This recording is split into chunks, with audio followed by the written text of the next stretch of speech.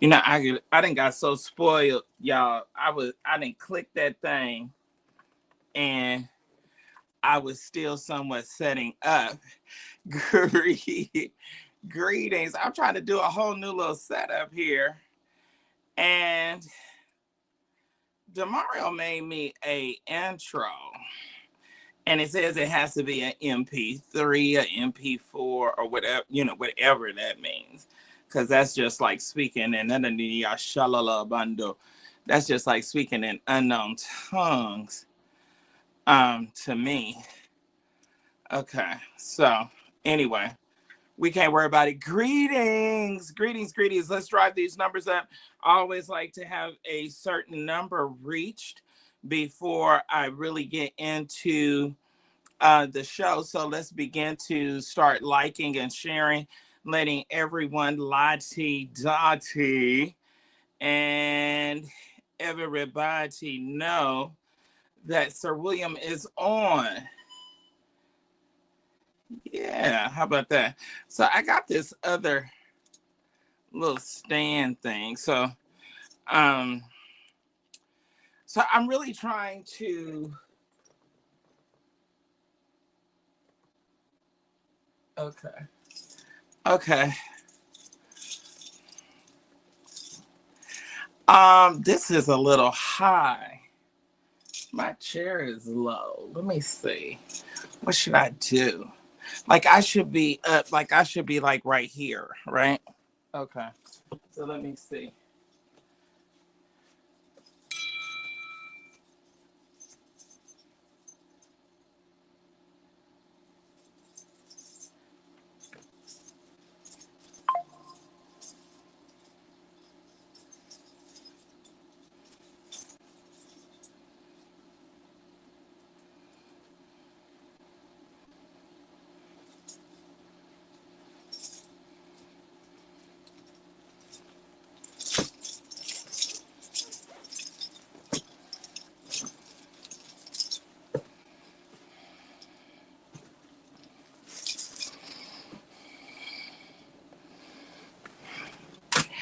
Okay. Oh, this is better.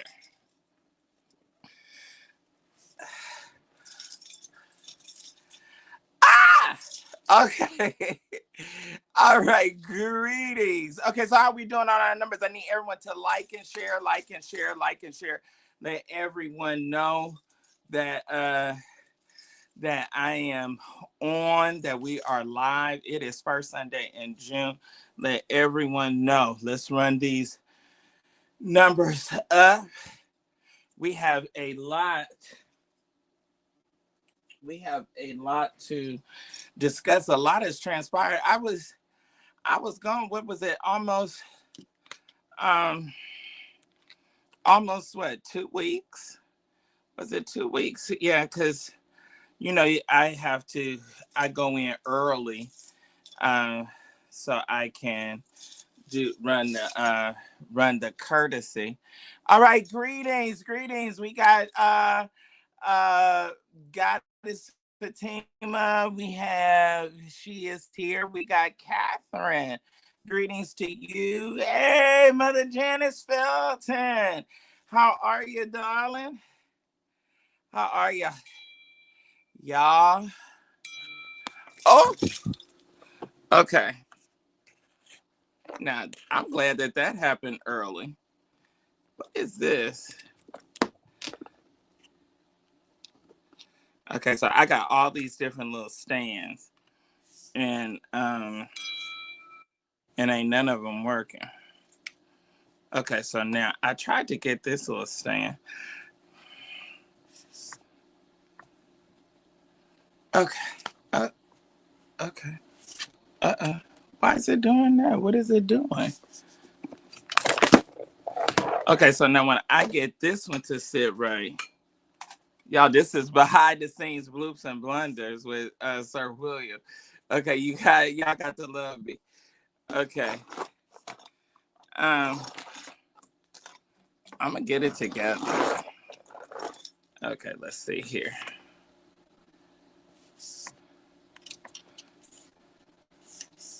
Why is that rocking like that? I had it where it was not. I thought it was, I had it stable.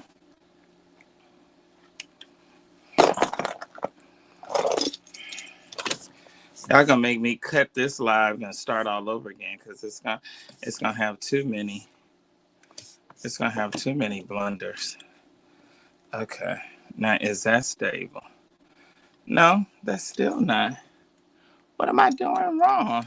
Y'all know I don't know how to do no kind of mechanical or no kind of nothing like that. Okay. Okay. Okay. Okay. All right. All right. But I look good when I show up. All right, greetings.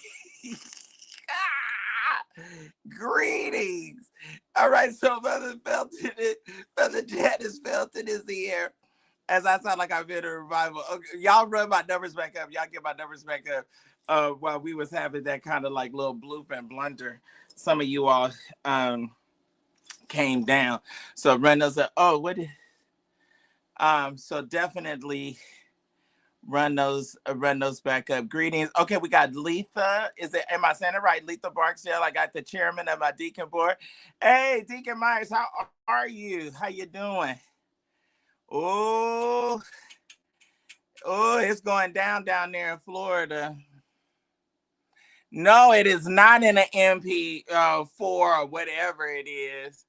Thank you so much, Goddess Fatima. Thank you. Thank you. Thank you. Thank you. Thank you. Love is what it does. Okay, y'all. I got this new piece on. You know, everybody's it's so funny with like the questions that people be asking me. Okay, so one of the questions that I'm asked a lot is why I always be out of breath. Okay, so I always sound like I'm out of breath because I be strapped down and okay, every time I put this up here, it makes this fall. Okay, maybe I can't put that up there. Maybe I gotta use that old stand for that. Okay. I'm sorry, y'all. Should I cut and come back? Because I had got this new stand, right? And when I try to use that new stand, or when I try to put the old stand or the other stand, okay. So I don't think I'm gonna be able to use the gimbal. All right, greetings. How's everyone? So one of the questions somebody asked me, greetings, Sheila, how are you?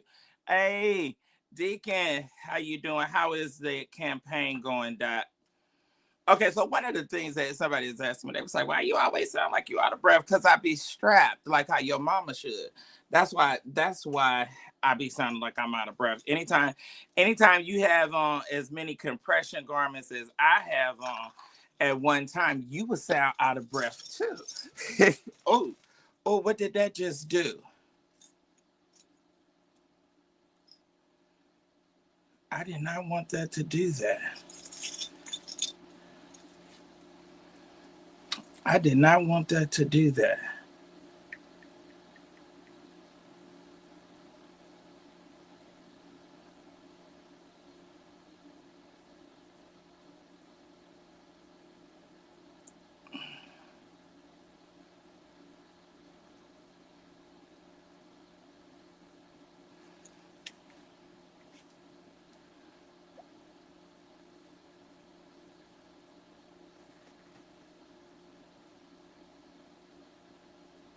Okay. All right. I just had a little blooper. I didn't want that to y'all know if you have multiple iPhones, if you hold those iPhones close together, they start talking to each other. And I don't be wanting everything on every phone because sometimes this other phone is handed to assistants and people that be with me when I'm covering stuff sometimes. So I don't want them privy to everything. Okay. Now let's see if I got that. All this should have been done. If this was anybody else, if it wasn't me, I'd be talking about them by now. But anyway, all right. It's not the exact angle that I want, but I think it'll suffice. Greetings, how's there? It is still up a little too high. See, I want right there. I want that angle right. I want that angle right there. But I can't make it do it. I can't make it do it.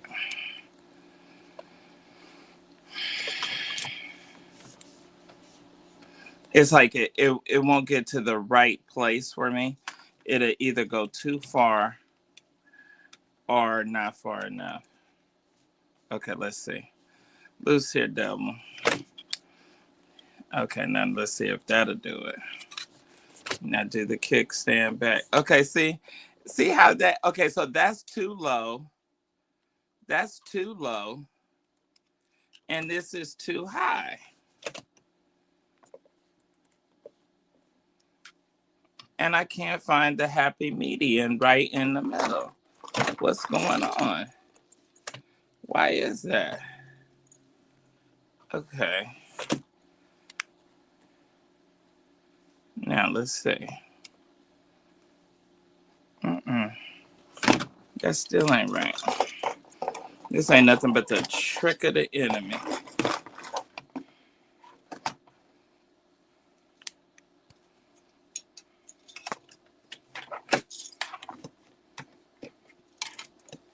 Okay, now maybe if I turn it around this enough. Okay, everything is talking to each other. Now my Apple Watch is doing something. Why I want all this stuff to be quiet.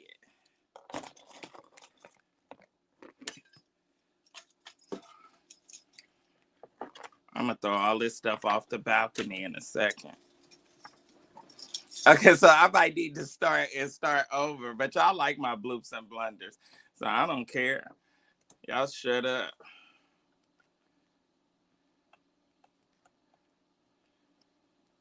You know, the Bible says when you find the old way, walk therein. Sometimes, see, this is why I have a hard time with new stuff.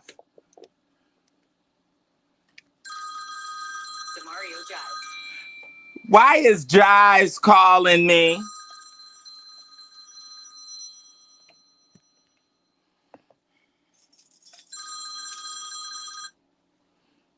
Shut up. I'm in the background. I know you in the background. I see your ass in the background. Shut up. Trying to get what?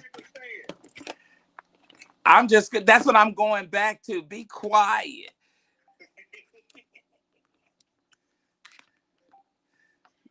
You know I'm a diva. I don't know how to do all of this. That looks nice right there. Leave it like it. Don't shut up. Don't shut up.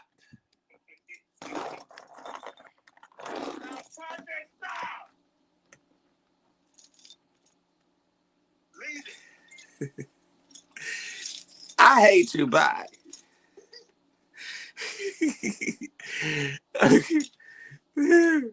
Okay. Oh. All right. Yeah. Okay, I'm gonna get it together. One of these days. One of these days. Just one of these days. We gonna get it. We gonna get it to all the way together. All right. Greetings. It is Sunday Night Live with none other than yours truly, Sir William G. Crazy. Oh my God. Who is this?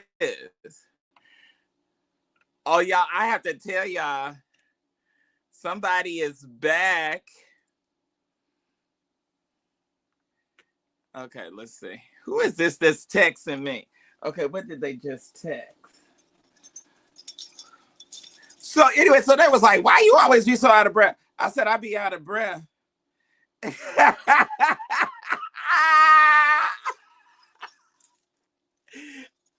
hate my friends. I hate my friends. Okay. Listen, don't send me stuff like that when I'm doing my live show. I do not like it. Oh my gosh. If you just saw what I just wait a minute. Y'all are killing me with these text messages. Why are y'all killing me? Okay. I'm getting it together. Okay, what is this now? Dude, I'm supposed to turn this around.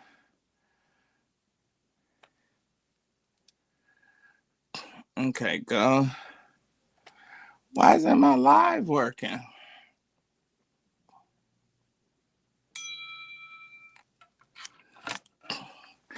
And you know what? I was gonna be on time tonight. Wait a minute. Now this don't want to work out right. What's going on with my phone? Yeah, I've been away too long. But maybe I didn't low key forgot how to run all of this stuff. Okay. So anyway, shout out to everyone. Thank y'all. Okay, we got our numbers up. Now let me turn this phone back on so we can go on Instagram and we can do TikTok. Greetings to every. Oh my God. I'm getting so many text messages. Y'all are cracking me up right now. Okay, y'all know I'm a male Diana Ross, so just deal with me. That's all we can do. You just have to deal with it. All right, so we get ready to go live. We're gonna have an amazing show on tonight. I need everybody to like and share. Okay, I just want this to do a little something else. Oh, okay.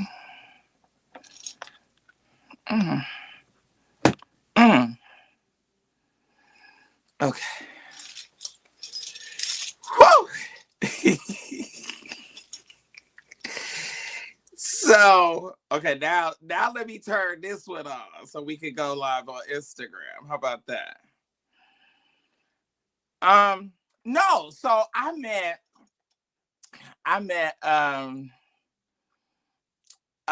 one of my fans, one of my followers or whatever in San Antonio. And so they said, people be asking you questions and stuff. This is one thing that I know for sure. I don't photograph well. I don't look good on camera because every single person that I met said, oh my God. This is what they were saying, Fatima. They were saying, oh my God, you're gorgeous. Oh my gosh. And so I went on and said it for him because y'all know I'm crazy, right? So I went on and said it for him. I said, oh, so you trying to say that I don't look good, when on my pictures and stuff and on camera. And it's true. I don't have a problem with admitting what's true about Sir Wynn. I don't know why I don't photograph well, but oh shoot. But I just don't seem to. Okay. All right, so I got all my stands working. Can I get a round of applause? Okay, so everything is working. Everything is in place. All right. Greetings. I like this camera angle a little bit better. But why does it seem so dark?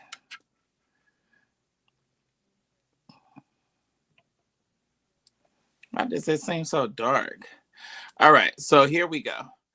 So they were saying, oh, you look so much better. You look so, And so then, like, what I do, I free it up for people, right? So, because I know when when you go say, that's just like saying, oh, when you tell somebody, oh, are you expecting? And then they just be fat. You know what I mean? They don't be. So I just said, oh yeah, I know I don't photograph well.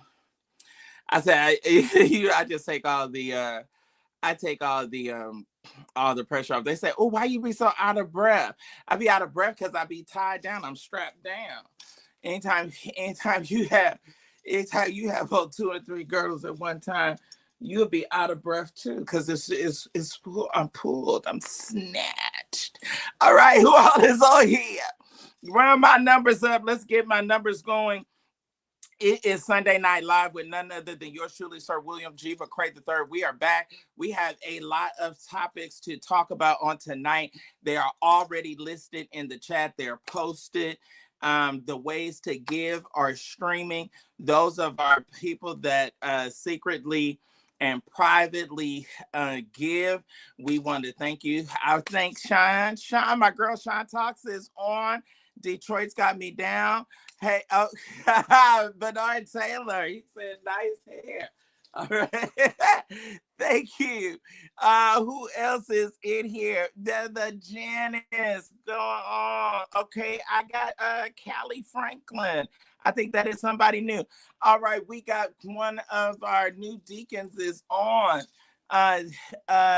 Danny Lewis, he is here and he is with us. Your chairman is on tonight. All right, and we are getting it together. So we got a lot to talk about. I'm going to be joined by 2 of my friends on tonight, and we're going to be discussing a number of things, and we're going to be speaking candidly. So those of you that have trouble, all right, let's get it going on TikTok. Run my numbers up. Give me my gifts and my presents. I need everybody to follow me. Now, this is what I want. This is what I want. Okay, all that manual labor made me thirsty. I couldn't have. That's what we was talking about. I was talking to one of my bishop friends, and we was talking about, we was talking about Brian Carn and his, going to jail. And I was telling him, I said, child. I said, I had to laugh. I said, child, I cannot.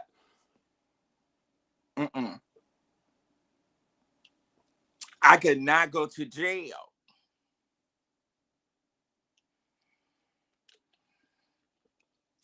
Thank you. We have another. I'm going to stop saying, y'all let me know if y'all want me to say when y'all give. If not, I won't say it, because I had some people say that they don't want me to say it.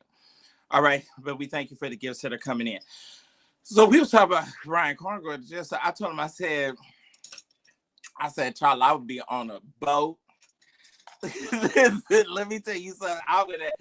The Lord said in the book, he said he'll make a way of escape. I would have found me some kind of way to escape by now. All right, my chairman, Deacon T.L. Myers. You know what? Deacon Myers, can I tell the people? I'm gonna tell him this. He's a strong cat. So I had, he's working on his doctorate and he's running his campaign, and we're in full support of him. He's running for Jacksonville City Council, school board. Great educator, and just love and appreciate his support of me. People that support me and that like me, that don't have to. I'm appreciative. I was the stone that the builder rejected. I was the kid when everybody wanted to play that was left standing by myself. So a lot of times when I have all these people that like me or follow me and what have you, it's almost like culture shock, because I remember those days when it wasn't like that. All right, Fatima, then when I tell you this waist pincher is like digging in this side over here. I don't know if I'll make it 2 hours with this thing on. I might have to have me a pair Do I have some scissors about there? I might have to have me some scissors and cut this thing. It's like one of them like jabs. It's just like cutting down. But anyway, being pretty cause. So I hadn't heard from bruh in a minute, right? And so I was getting kind of concerned because, you know, sometimes people are fickle. And so I was getting kind of concerned. So I did, you know, we were chatting in the inbox or what have you. And so I said, oh my gosh, I said, when I hadn't seen him, I said I was a little bit sad. I said, because I thought maybe that he was, you know, no longer with me. And so he sent back a message and said when he said that he was Team McCray, I tell you something that just made my heart glad. That just made my heart glad. And so always great shots out to him. You know, I feel I'm just doing all of my somebody said take off that girdle and breathe. No. We make sure that we look good. We don't be comfortable. I'll put on a muumuu or something after the show when it's time to go to bed. All right. Okay, it says, what is this? It says go for the photos, select Google, and it will show you. I don't know what they're talking about. All right, so anyway, so we have that. We got a number of things that we're going to talk about on tonight. We're going to be rather candid. So some of you that have trouble when we talk about topics and talk about things that you know that you're going to have a little bit trouble with that. We're going to jump on because we're going to dig right in. But let me tell you what my topics are tonight. Also, we got to give a shout out to he's lived here in Atlanta. One of the high rises I lived in I stayed in the same building with him and his manager. They didn't stay. They both had penthouses, but they didn't stay together. But he was managed by David Franklin, who was the ex-husband of Mayor Shirley Franklin. And you all are people that know me and know my background. You know that I worked for Mayor Shirley Clark Franklin, who was the first female mayor of a major southeastern city. And so knew PEABO, would see PEABO on the elevator. And so it's just unfortunate that he has departed this life. So shout out to PEABO. And what was it, ALADDIN? And he had and he was such a classy guy. He had a number of great love songs and hits and things of that sort. And unfortunately, he has passed. And of that, we are we celebrate him. All right, so we got that to we're going to talk, or we wanted to share that. We got an ex-cop from Pennsylvania, from Philadelphia, the city of brotherly love, who has turned in his badge to go on to reality TV, and the mayor is slamming him. We're going to do a little shot about that. Also, our president has narcolepsy. He has narcolepsy. You know, that's when y'all go to sleep. Or do y'all be high? Is it narcolepsy or do you be high? Do you be lit?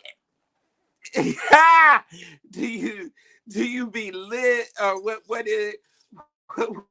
is that? What is that that's causing you to go to sleep? Okay, so we're gonna talk about that. Why am I holding this up to my face like this? And let's get to the good stuff. Y'all want to know the juice. Okay, so this is Pride Month. And I now look, okay, let me tell you, I am all things to all people. So all people are welcome here. So you're not going to expect, this ain't church. Okay, this is not church. Now, I'm a churchman or a churchman, but this is not church. And so what did Jesus say? Jesus said, I came for the Jew first and also the Greek. And then Paul came behind him and said, I'm all things to all people. So everybody is welcome here. The gay, the straight, I learned a new term, a side. I think Jaws is a side. Are you a side? I can't wait till I bring him up so you can cuss me out. I think Jaws is a side. But anyway, so since this is Pride Month and it's Father's Day month, you know, isn't that interesting that they would make Pride the same month?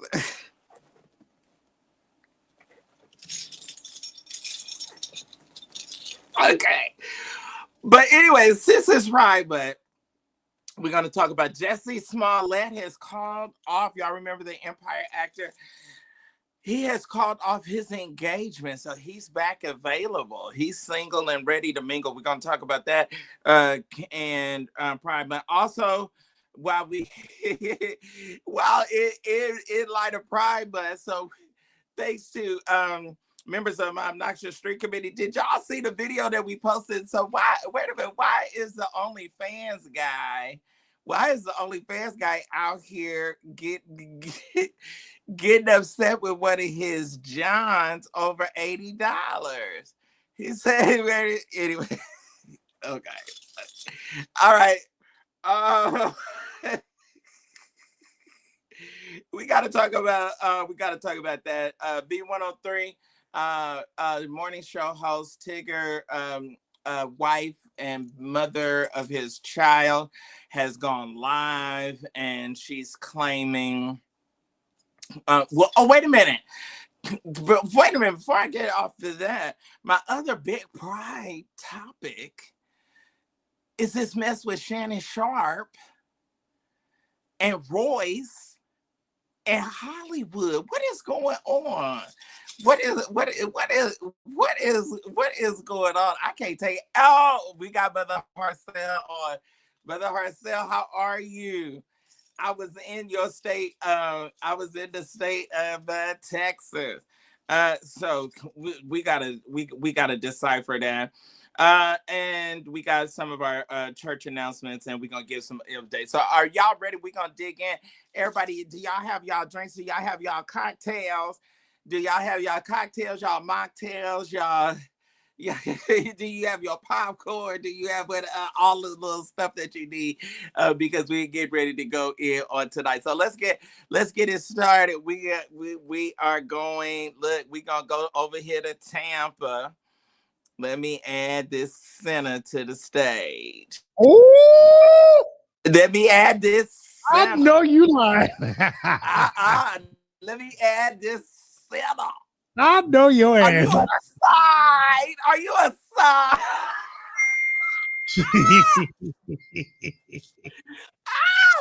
Are you a side? Well, unlike you, I am not all things to all people. Praise God. Thank you, Jesus. Oh, Lord. Glory. Oh. Look, if that cash app is right. Well, let me be quiet on that note. You've been known to do a few things strange for a piece of change. Oh, baby, listen, I don't know what you talking about, Sister Williams. Oh, okay. So let me go to testify for myself, because you better testify for yourself. You who? I'm celibate. You celibate? You celibate. Okay. I'm celibate and give a little bit away.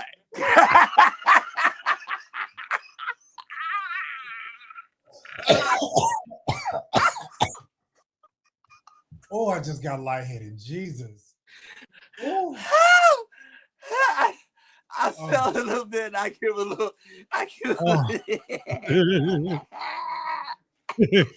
What is wrong with you today? Oh no! I'm just happy. Praise the Lord. You must have got you some today. That's every day. Oh, Lord. You know what? I'm gonna do it like this. In the words of Earl Carter, it was reported to me. It was reported to me. I think Okay. I think that's what it is. I think his problem is that he wants some. Who? Earl, your Uncle Earl. Uncle Earl wants some of what? You? Oh, I've always thought that. Oh, okay. Oh. Case closed. Next case. Yeah. Okay. Yeah. Woo. I always thought that. You know, the whole fascination. What you mean the fascination with what? With me. Oh God, William.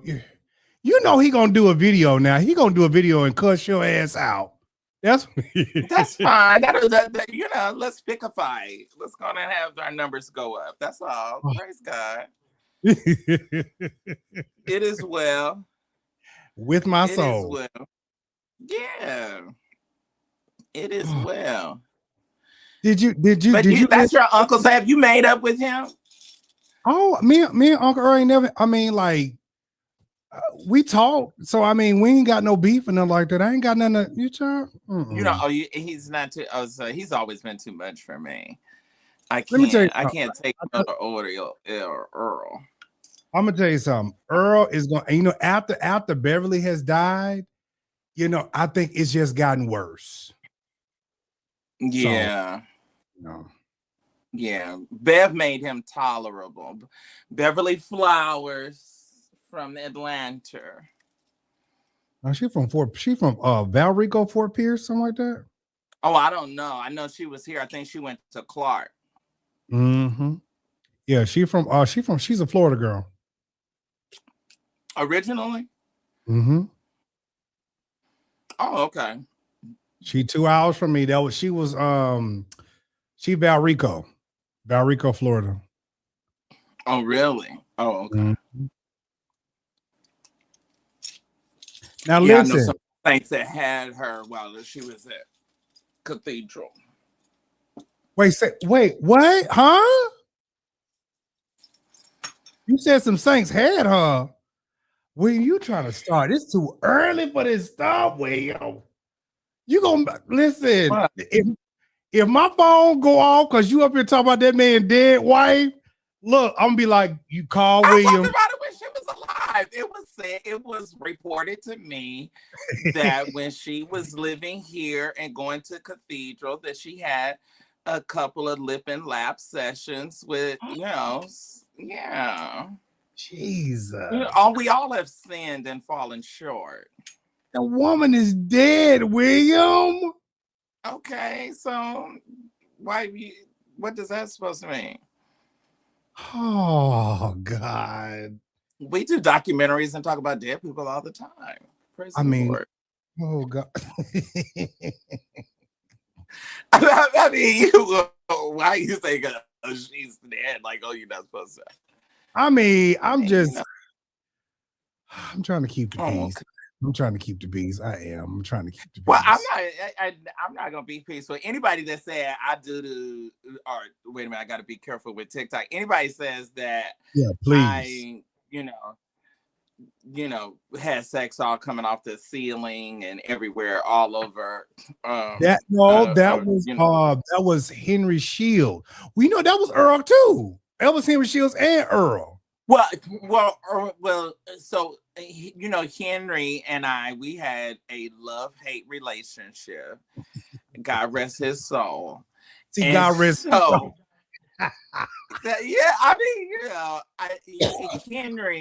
Henry was just a Kojic enigma.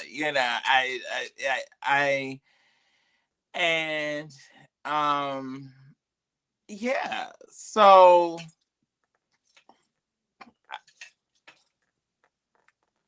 Henry. Okay, so how do I say this? So Henry was shot when he was 13 years old on the basketball court in Memphis. And the story was so sad because Henry said that in his mind, he did not even know that he had been shot. That he was out on the basketball court in Memphis. They were playing, teenagers playing basketball. The fight broke out. People started shooting. They started running. Henry literally said, and he was crying when he told me, he literally was on the ground and had been shot and immediately, hit the ground. But in his mind, his body, he thought he was still running. It was so sad. And yeah, I was close to Henry. No, I'm not saying you weren't close to him. I'm saying, you believe that story? What you thought happened to him? Oh, I don't know. I never knew what happened to him. I just thought he was crippled. No, he was born walking. Okay. He got shot when he was 13. Okay. You didn't believe that? Well, see, I never knew the story. I just knew he would be going from church to church talking about he trying to get a woman or something like that. And I just be looking at him like, oh. Well, I think he was always very sexually frustrated. But I mean, Henry is one of those people that you love, hate. You just you love them, but you can't stand them all at the same time. We would fall out. We would have some of the, and then he would he was like an uncle. He was such a hustler. He always took care of me. At the last minute, I was like, oh, I'm not going to this meeting. Yes, you are. Oh, he always looked out. He really, really did. He really did. And I think honestly, there are people that have died now that we are honestly going to miss in this church. I'll say that. Oh yeah, I mean, it's a lot of them when you think about it. Like a lot of our leaders. Like, I mean, I can rattle off Kojic names that they're gone, and they're not even replaceable. It'll just never be the same without them. I mean, Chandler David, or Bishop Chandler David Owens, J. Noah Haynes, yes, Hollis Musgrove, William Haven Bonner. I mean, it's just like, just pillars of anyway. So yeah, but that's what happened to and he got saved. He used to panhandle in front of Schnucks. Schnucks used to be the grocery store before they changed the name of it and started calling it Kroger. It was Schnucks. Oh, God. And he got saved. J.L. Patterson was in his red truck. Oh, Jesus. He went to Pentecostal Temple. Why are you laughing? Why? That's not funny. Not the man was a bigger. He was a what? Not the man was a bigger. He was a panhandler. A lot of, that's been since biblical times. That was before Jesus. Oh. Well, so okay. People, they said at the wall in the city, and they were big and panhandle. We've had panhandle. The Bible says that the poor will be with you always.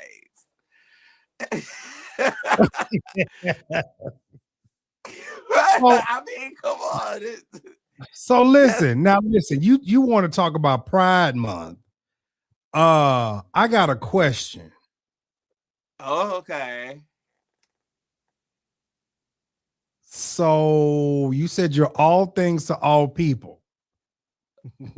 Okay. Are you celebrating Pride Month? No, we don't celebrate sin. I'm saying that I'm saying in light of Pride Month, I'm gonna talk about these gay, these proud stories. Yeah, but no, I mean, I'm just like to I mean, okay. Everybody has their right to do whatever it is. On camera. Everybody has their right. Yeah, but everybody has their right to do whatever it is that they do and practice whatever it is that they practice. Yeah, so but it just so happened to be Pride, and we got these got these, these juicy stories going down. So yeah. So do you believe about Bruce and Shannon Sharpe? Oh, you talking about Royce? Yeah, Royce, yeah. Royce. I think it's okay, so I think it's a couple of things that was going on. So I think Hollywood was somewhat manipulating situations and his position. You remember I talked about that while I was in San Antonio, that a lot of times people are to help, and the only reason why we know your name, it's a big fat dark skinned chick up there in Detroit that behind Jiggle Like Jello that wanted to act a fool on a Wednesday, Wednesday night or whatever it was. And the only reason why we know your name is because you're the assistant to somebody. They know me because I'm William McCrae, not because I work for somebody. So the people that are assistants need to understand and stay in their place. Who we talking to? I don't even know. Do I know who you're talking about? I don't know if you know the assistant, but you know who they you know very well who the assistant to. Okay. Yeah. Well, we honestly. I think that a lot of people try to manipulate. Brandologist, I'm coming to you. That I think a lot of people, what happens is, everybody wants to be a name. Everybody wants to be in some kind of like clique, some kind of in crowd or whatever. So I think that Hollywood was working his situation. He worked for Shannon Sharpe, and he was kind of piggybacking off of Shannon's name, probably manipulating guys to do stuff. Well, he was a stylist. But he was doing more than that.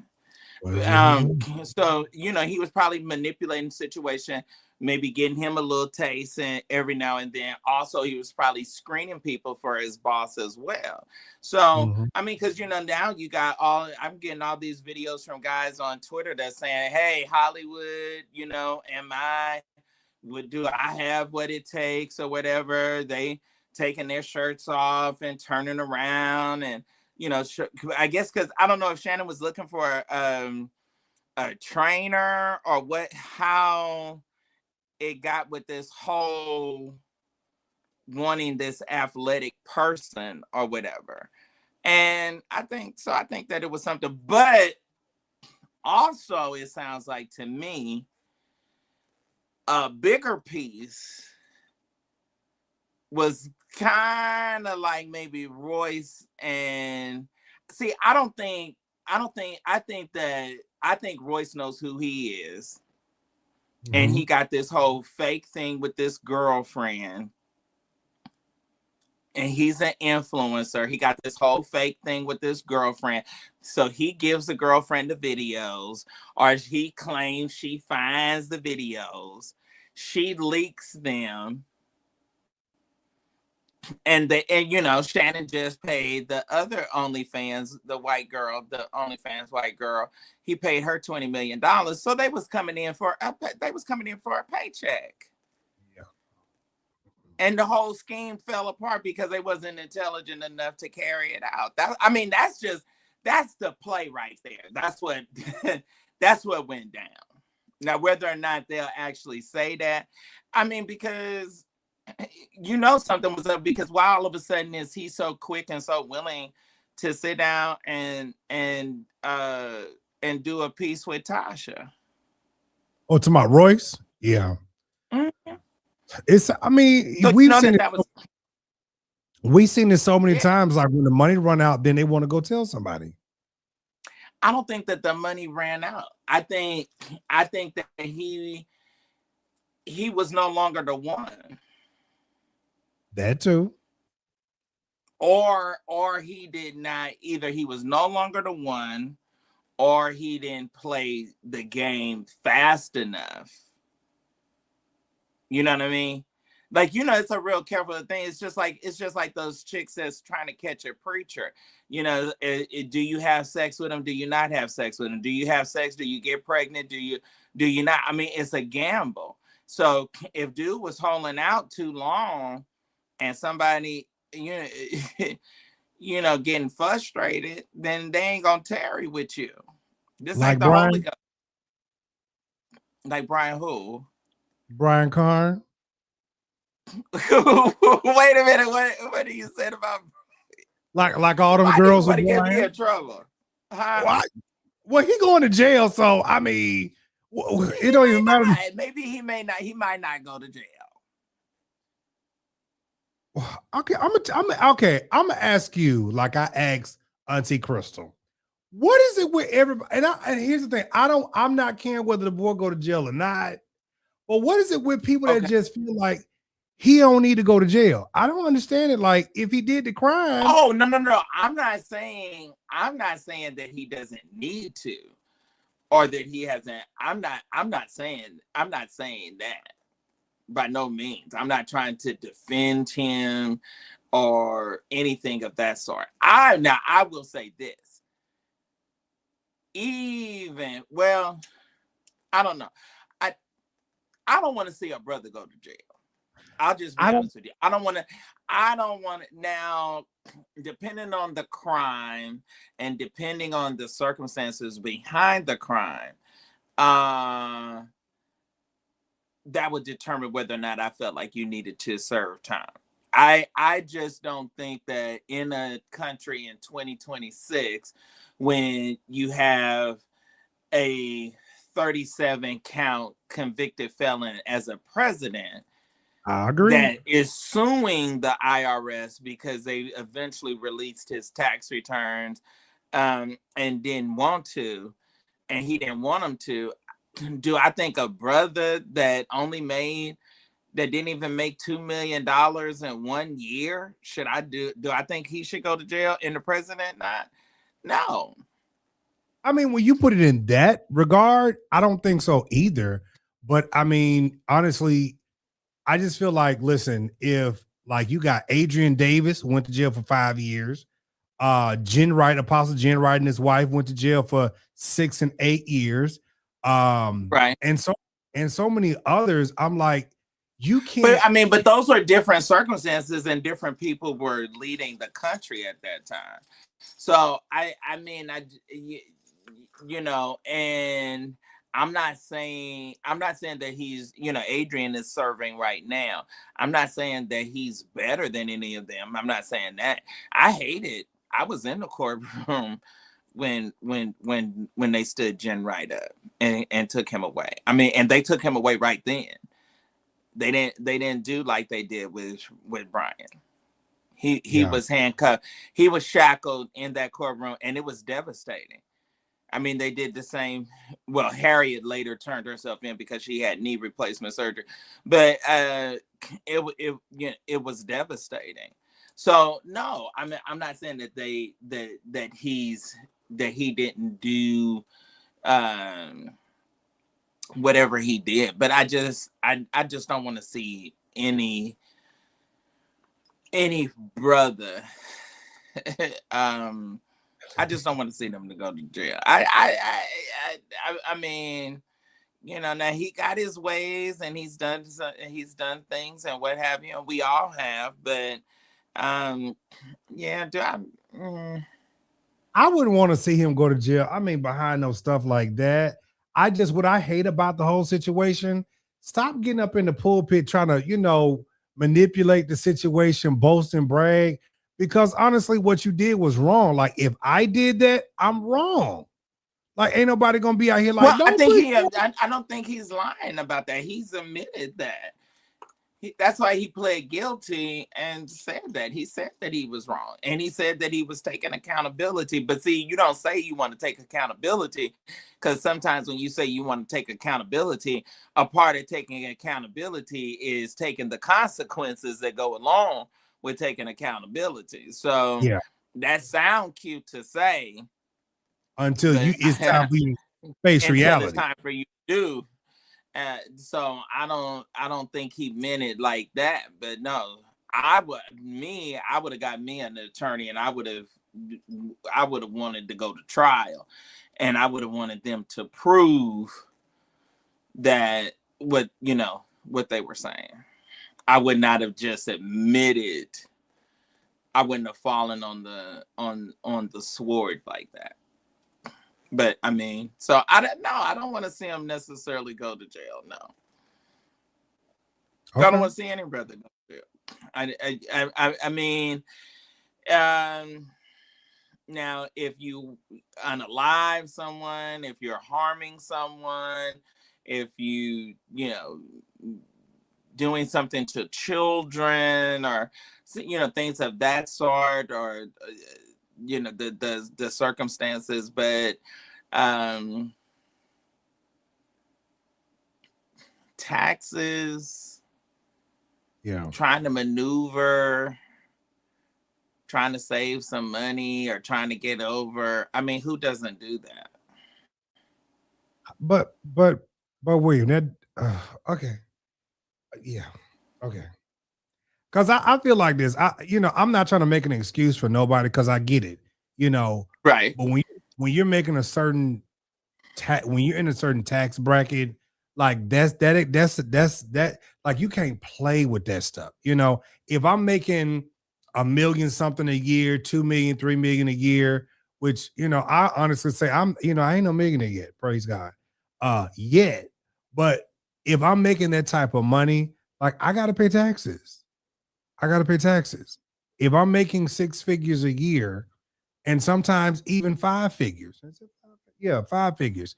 If I'm making a certain amount a year, like I have to pay in.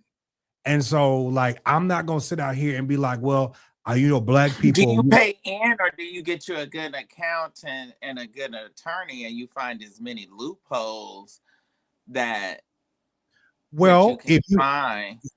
If you have someone, a good CPA, a good accountant that is good at what they're doing, then me personally, I always tell people, make sure you have non-profits, make sure you have foundations that you give your money to, and that you do that type of stuff, because it cuts away at what you have to pay in.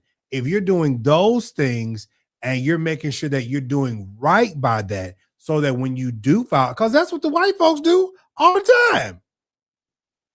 They find other ways and other things to do with their money, so that they don't have to pay. That Donald Trump ain't paying no taxes. And he want to be the president of the country, and is. So I mean, I look at it like that. Mm-hmm. And I don't want everyone or people to think all of a sudden, oh, we're these close friends, or we are all of a sudden I've had a like we're the best of friends or anything like that. I mean, we don't even talk on the phone, so that's not the case. However, do I encountering him? Do I see and view him somewhat differently? Yeah, I really do. I'll be honest about that. I do. I don't see him through the same lens that I saw him. Well, after he slighted you, I mean, I would definitely see him a certain way, because you were supposed to be doing an interview with him, and you talked to his dad, and he sits up there and go to Willie Moe, and he go to Isaac Curry. I'm like, you're going to niggas that's going to be your yes man, and they're going to they're going to let you just say whatever. See, he couldn't. Well, no, actually, no. So let me not defending him, but let me give you the backstory. So those were pre-taped commitments. Like, those were commitments that were out there. Now, at They least this couldn't is have what been that far out there, William, because they couldn't have been that well, far out. they were somewhat out, because if you look at Willie's, and okay, so the night that he preached for our workers meeting, he had already did the Isaac interview, and then I'm not paying anybody to do an interview.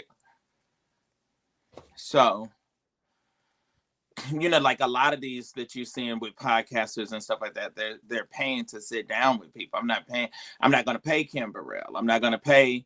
I'm not paying. Oh, no. Oh No. No. I wouldn't dare pay So, Kim. but I mean, but you have other, people have manipulated this industry, and they don't know the integrity of it. They don't know how it works. And so they pay, and I'm not going to pay to sit down with anybody. And I'm not going to, pay you, and then you control the narrative. I'm not going to do that. I'm going to ask you the hard question. Do you have children? What's up with this? Or what is this relationship?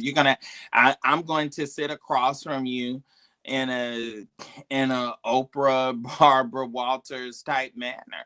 I'm gonna be respectful, but I'm gonna ask you the things that the people really want to ask. I'll tell you this, William. I've known you for quite some time.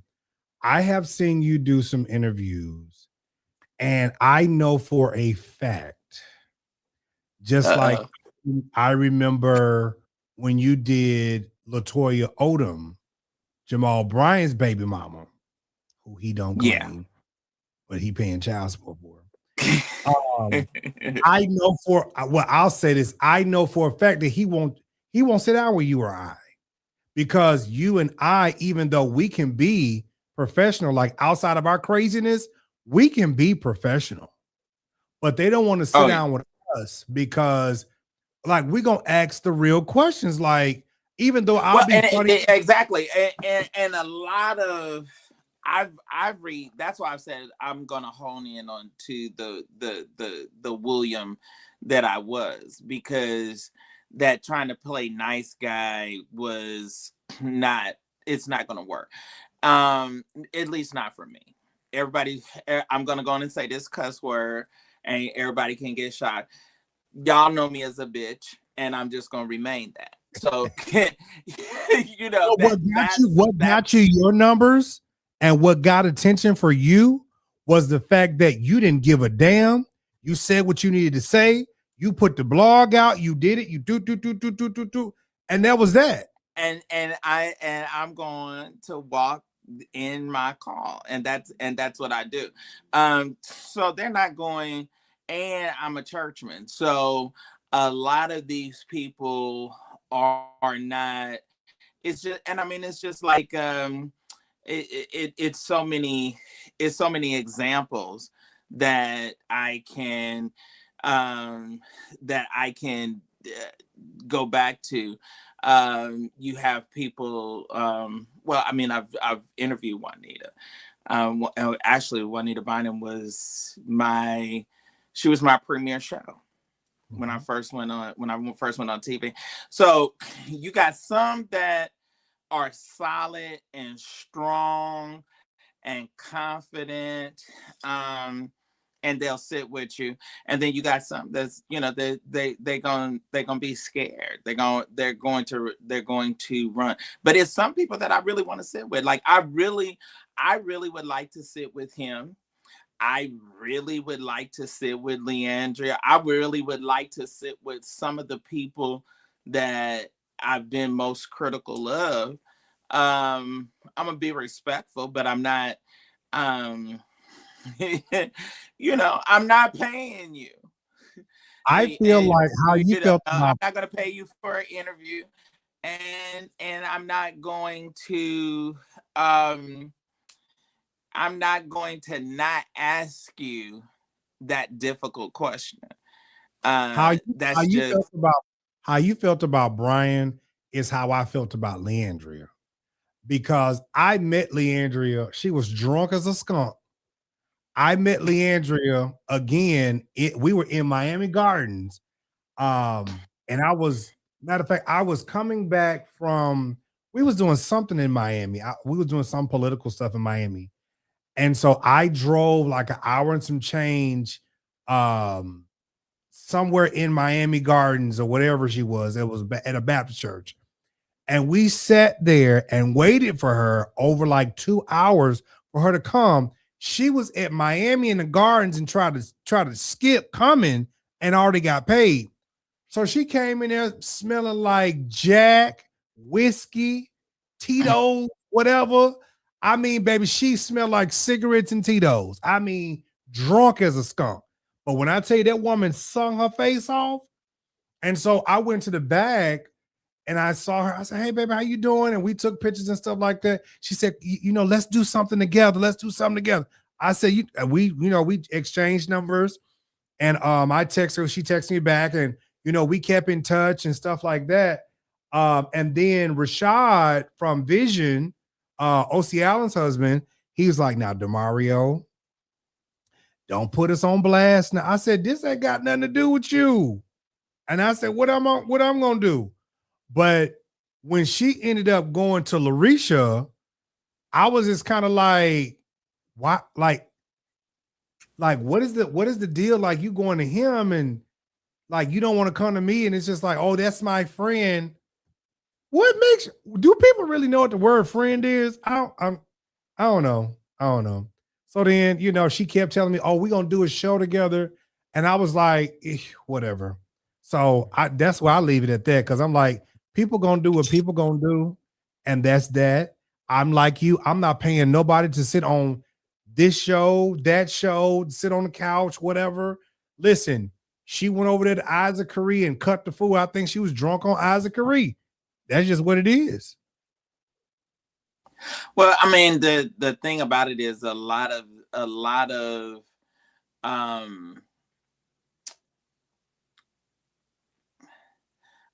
B-lists or once was people that still, have some kind of name or some kind of following. They're seeing that there's numbers, and they're seeing that this is a game that can be played, and so they're attempting to do such. Mm-hmm. So I'm trying to be careful with how I say that, because you have friends and relationships with some of these people, but and one of the difficult things that I hate about journalism, or I shouldn't say I hate about it, what I don't like is a lot of people think that it's easy. A lot of people think that it's an easy situation, and it's not. And so you have people that are sitting across from folks that they're not good. That they're just not, they're not good. I like Cam Newton. I've done PR consulting for him and his foundation. He had a $1,500 plate dinner in Charlotte, and I was one of the PR folks for it. But does he need a podcast? No.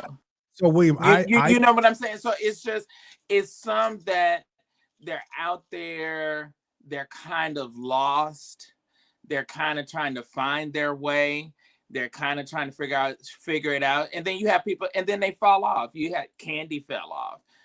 Nene Leakes fell off. You have different ones. They're going to excuse me. They're not going to be able to stay the course, and it'll fizzle out. And then you see the numbers, and they don't necessarily do the same. But I got another guest. I'm gonna come back. You gonna stick around? Yeah. You gonna let me come back to you so that we can chop it up for the last part? because I still have some other stuff that we can discuss with. Okay. So you stay up, Oh, and I'll be God. back. I'll stay as long as possible, William. All right. Oh, please. That boy ain't going nowhere. Go ahead, William. Go ahead. All right. All right. Yes, sir. Sir William Archbishop. McCray, how are you doing? Archbishop Bernard Jordan, how are you? I just got out of my church service.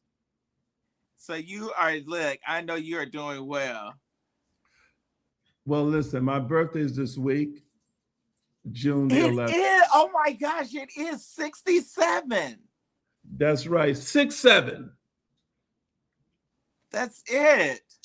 That's it. Oh, Giving God wow. praise, giving God thanks, and thanking God for the blessing of the Lord. And preparing for this next season, which I think is going to be prophetic.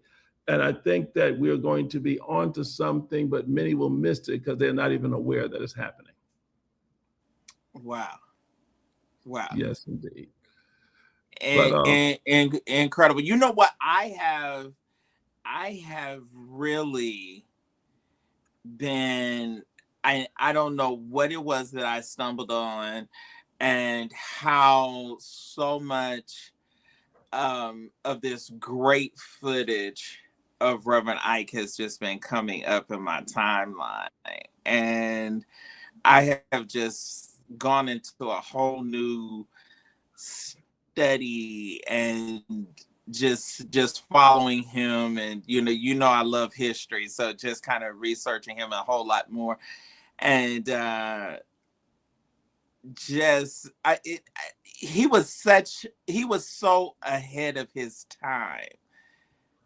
Did you realize that, or did you? Oh yes. Or you know that now that he's passed on, or were you aware of it when you were being mentored by him? Let me tell you about Reverend Ike, and I'll get some one-liners of Reverend Ike shortly. But Reverend Ike, yes, he was my mentor, and I was with him up until the time he exited out. I was flying back and forth to California, and became the spokesperson for the family.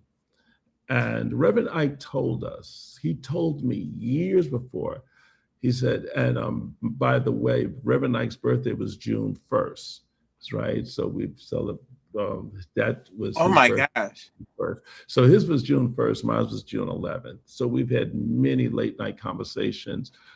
He was my 3 a.m. mentor. That's the mentor at 3 a.m. We would talk on the phone, talk about the things of God. And he helped me to restructure everything I'm walking in ministry today. The consciousness has been because of Reverend Ike. And one of the things is that I would say this to you about Reverend Ike says, you can't lose with the stuff I use, and you won't miss if you work with this. But Reverend Ike says, son, I will be teaching you all from the other side. I can say, Reverend Ike, teaching from the other side. He says, you'll see. He says, the letters and my teachings will start coming to you from the other side. And I says, Reverend Ike, how would, you got to be doing this from the other side. This was before the YouTube. So Reverend Ike would give some powerful pointers, and I'm gonna get 10 one-liners here on Reverend Ike. And one of the things that he would tell us is that the one thing you can learn from the poor is not to be one of them. And I would sit there and say, Reverend Ike, and Reverend Ike would begin to share with us principles such as consciousness is only currency, and currency is only consciousness. And so he began to share with us things like consciousness is only currency and currency is only consciousness. He also shared with us, he says, you purchase things with the currency of your mind. And I would sit there and say, Reverend Ike, what are you saying? He says, the scripture says, come by without money. And so when you are in an exchange, it's important to understand that everything you purchase it with the currency of your consciousness. And he came and taught our people. Now, that just resonated with me. That just resonated with me because that you purchase with, say it again, you purchase with the consciousness. The currency of your mind. You purchase with the currency of your mind. So that's why when people are cheap, and their mindset is cheap. That's why they get cheap and low budget stuff, because their mind is stuck there. Yes, because see, once the mind become expanded, it can't go back to the original size. And you cannot put 16 by 20 dreams in 3 by 5 minds. So Reverend Ike would teach us about infinite money. One of the statements he would say to us oftentimes, he says, say, I am infinite money. He said, don't put an amount on it. Say, I am infinite money. He says, because the moment you can name how much money you have, you don't have very much, because money is infinite. He also taught us that the dollars, the Benjamin Franklins, the Jeffersons, he says that is not money. He says that is the effects of money. And so he would take out these, take out paper money, right? And he says, just take out a bill. He said, this here is the effect of money. This is not money. I says, Reverend, but this is money. He says, no. He says, never chase the effects.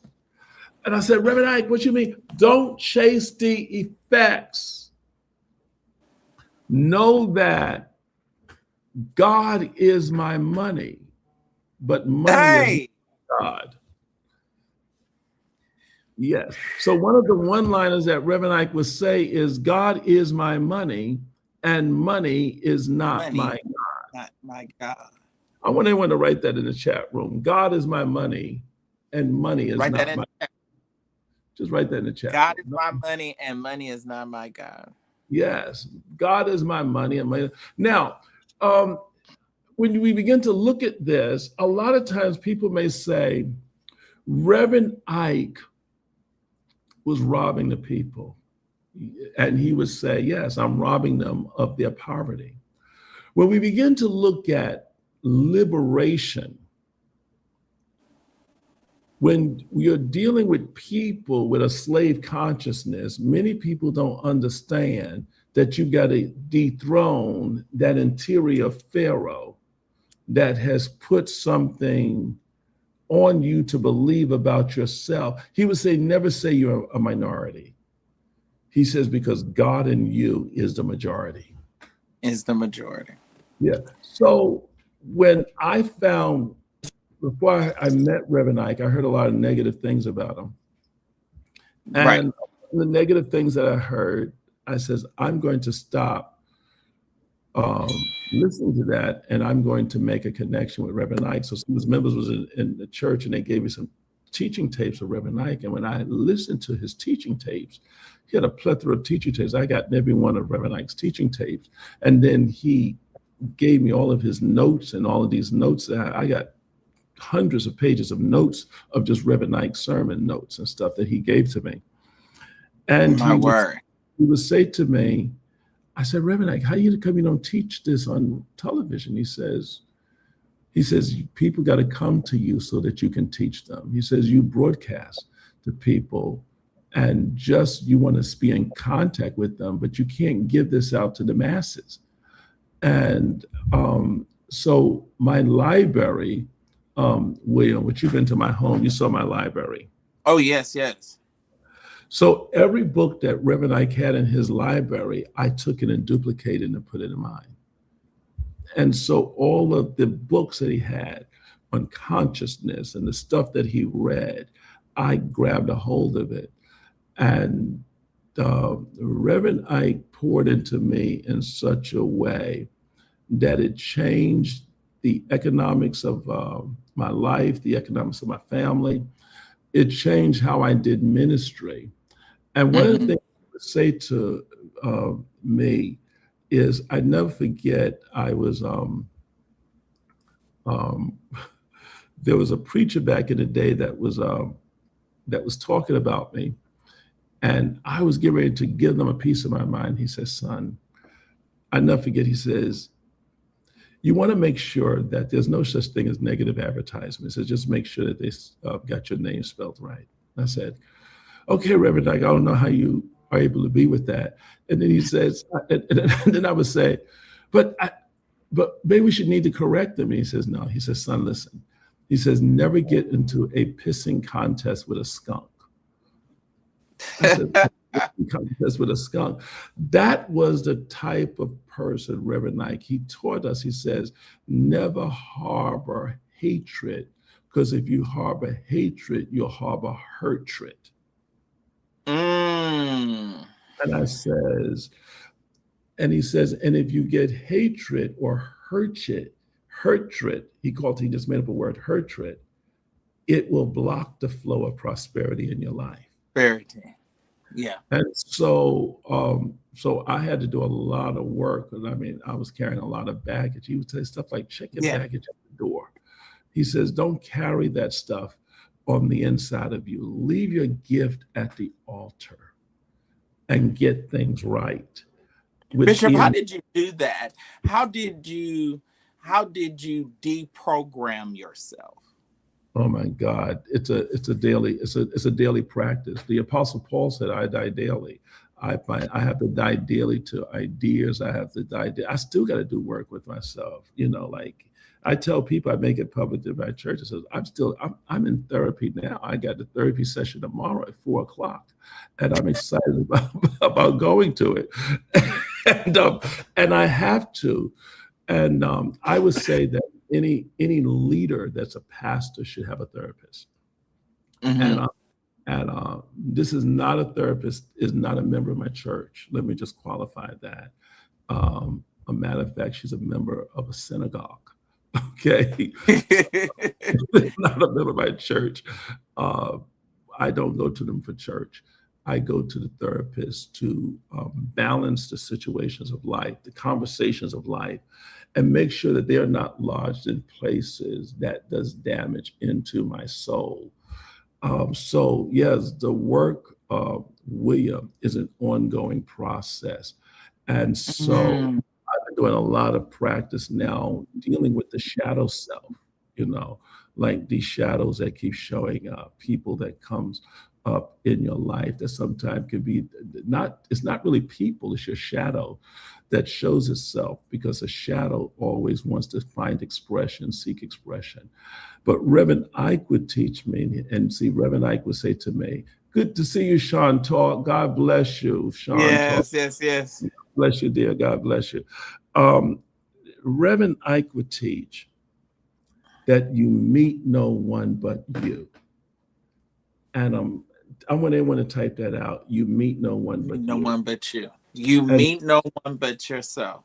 But you. Meet no one but you. And you meet no one but you. And I would say, Reverend Ike, how would you say I meet no one but me? He would say, because everyone you meet is some aspect of yourself pressed out.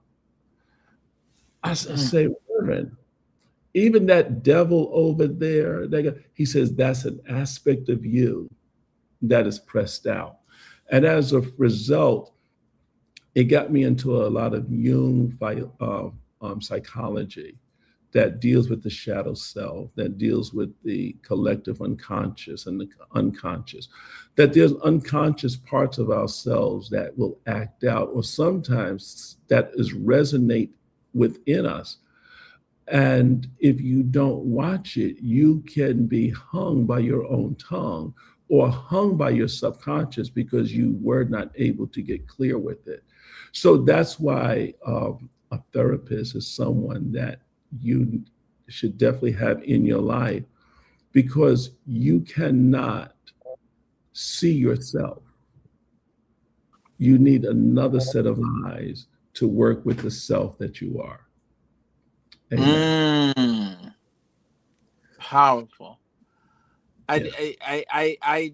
I don't know how he started coming up, and it was just it and then it's just like it's so many aspects about him that it's just that I find fascinating, because and you know this about me. I love those eccentric men of God. And I was Well, looking at some of his style and just you know his I think it was one of his clips came up and he had this kind of like peach colored jacket on and the shirt with the ruffles, and I was like, oh, I would look good in that right now.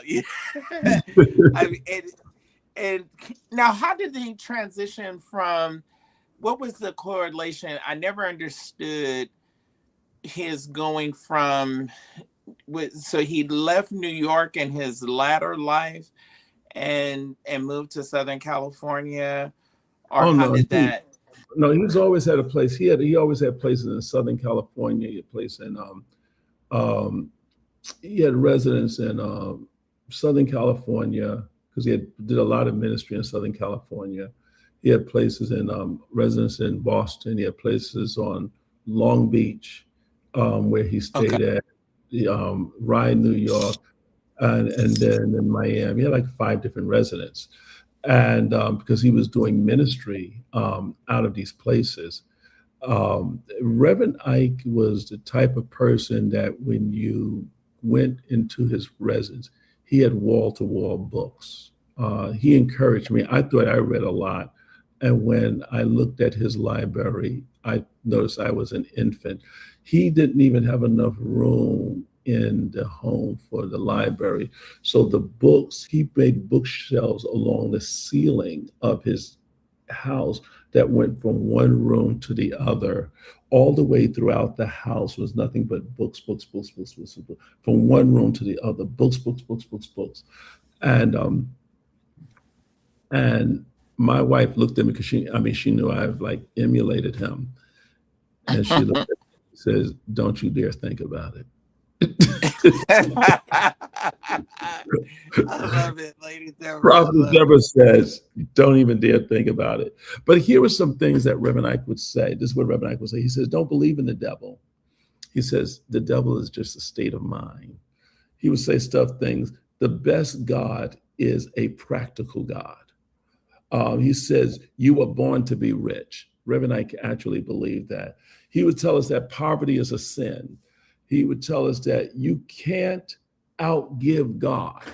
I mean, he made sure he sung a hymn in every church, but he would make sure that it was clear that you understood you can't outgive God. He also says the mind is the master of all conditions. There is no condition that shows up in your life unless the mind manufacture it. He also taught us, I don't believe in competing with God. I believe in co-creating with God. And he dealt with his partnership. He says, we don't compete with God, we co-create with God.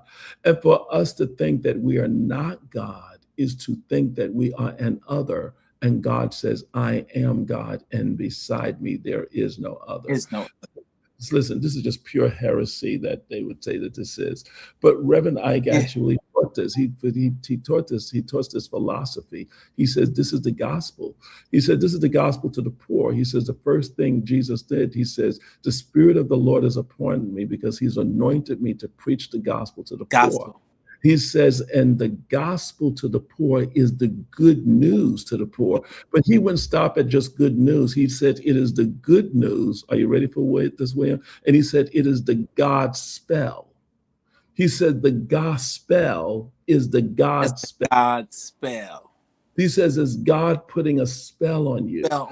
What is the spell that God is putting on you? That's the gospel. And the God spell or the gospel to the poor is that you don't have to be poor no more. That's good news. Reverend Ike taught your words are the seeds of your reality. He also taught that tithing is planting a seed. Amen. He says tithing is planting a seed in the kingdom of consciousness. Tithing is planting a seed in the kingdom of consciousness. He saw the kingdom of God as consciousness. And so therefore, when you expand in giving, you expand in receiving. He also taught us this here: stop talking about your problems, start talking about possibilities. You know, if I gave Reverend Ike an excuse about it, he says, son, he says, the better the excuse, the worse it is. I says, Reverend Ike, well, I said, what is an excuse then? He says, an excuse is nothing but a guarded lie. He says, walk in the truth of who you are. Listen, I can tell you stories. I traveled with Reverend Ike. We did, he went on cruises with us with the church and taught. I ate with Reverend Ike. Reverend Ike loved fine dining. William, he would have loved you. He probably would have said, if you're coming down here, son, bring that William McRae with you so that we can sit up here and talk, and we'll straighten him out and make sure we'll get all that negativity off of his platform. And I said, Reverend Ike, you think there's never death? Tell him. He says, tell him to pay every host that comes on his show. He will be able to pay it because money is infinite. That's the type of Reverend Ike would say. He says, I would say, Reverend Ike, we're going to do this teaching seminar. We need to get the budget together. He says, do not get a budget. I says, Reverend Ike, we need to have a budget. He says, God does not live on a budget. He's not El Cheapo, he's El Shaddai. Budget is not in the equation of God, in the equation of good. And at Reverend Ike, one day I was at his church and I said, Reverend Ike, I said, what is your light bill here in this cathedral? He says, I don't know and I don't care. I said, Reverend Ike, I says, you should know. He says, he said, I don't know. I said, Reverend Ike, he says, when I moved into this palace, they showed me the light bill. And I threw it in the floor and told them, don't ever show me that light bill ever again. I said, Reverend, I says, you've been here now for decades and don't know what your light bill is. He says, no, and I don't want to know. I said, why? He says, because when I saw it, I didn't like the way it landed in my consciousness. And I told him, never send it, show it to me ever again. Every month since then, it says the light bill kept getting paid. I don't need that in my consciousness. He says, when you have a certain feeling about money, you kick money away from you. And so Reverend Ike would teach this with him. He says, don't just pray for a blessing, claim them. Claim them. He said, God wants you to prosper. He said, that's just the gospel. He says there was no such thing as a prosperity gospel. The gospel is prosperity.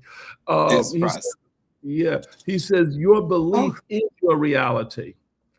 He also says, stop asking God for things. Start declaring that you already have them. Reverend Ike taught us to declare that I am that. He says you don't get what you want. You only get that which you are. It says, the Lord is my shepherd. I shall not what? Want. Want is not in the equation of God. Because Lord is my shepherd, therefore I am. I am. And I'm already in possession of it. I'm already in possession of it. He says the kingdom of God is not in the future, it's now in consciousness. Thine is the kingdom, the power and the glory. He says you are God of your own world. He also taught us that prosperity begins in the mind before it manifests in the world. He says you are the coin of every realm and modus operandi. I said, Reverend, what he says? He says, never limit yourself to U.S. currency. Just realize you are the coin of every realm. He was teaching that stuff in the 80s. When I met him in the 90s, he was teaching that. He says, you're the coin of every realm. He also taught, don't wait for heaven, create heaven here through consciousness. I says, well, what about by and by? He says, the by and by starts in the now and now. He says eternity begins now. He says eternity does not start at the grave. It starts now. He says start walking now on your streets of gold. Mm. He says the spoken word is the creative power. He says the spoken word, we know that in the Hebrew is the dabar. He said the living word, the spoken word is your creative power. He said use it or you'll lose it. Use it. Absolutely incredible. Absolutely. And it just resonates with me. I could just feel it's like goose pimples that just raise up. I don't know what it is about men like that I'm just have always just been drawn to. You would have loved it. Phenomenal. Oh my gosh. He said, God is not poor. Why are you? He actually says, God is not poor. Why are you? He says, the only hell is the hell you believe in.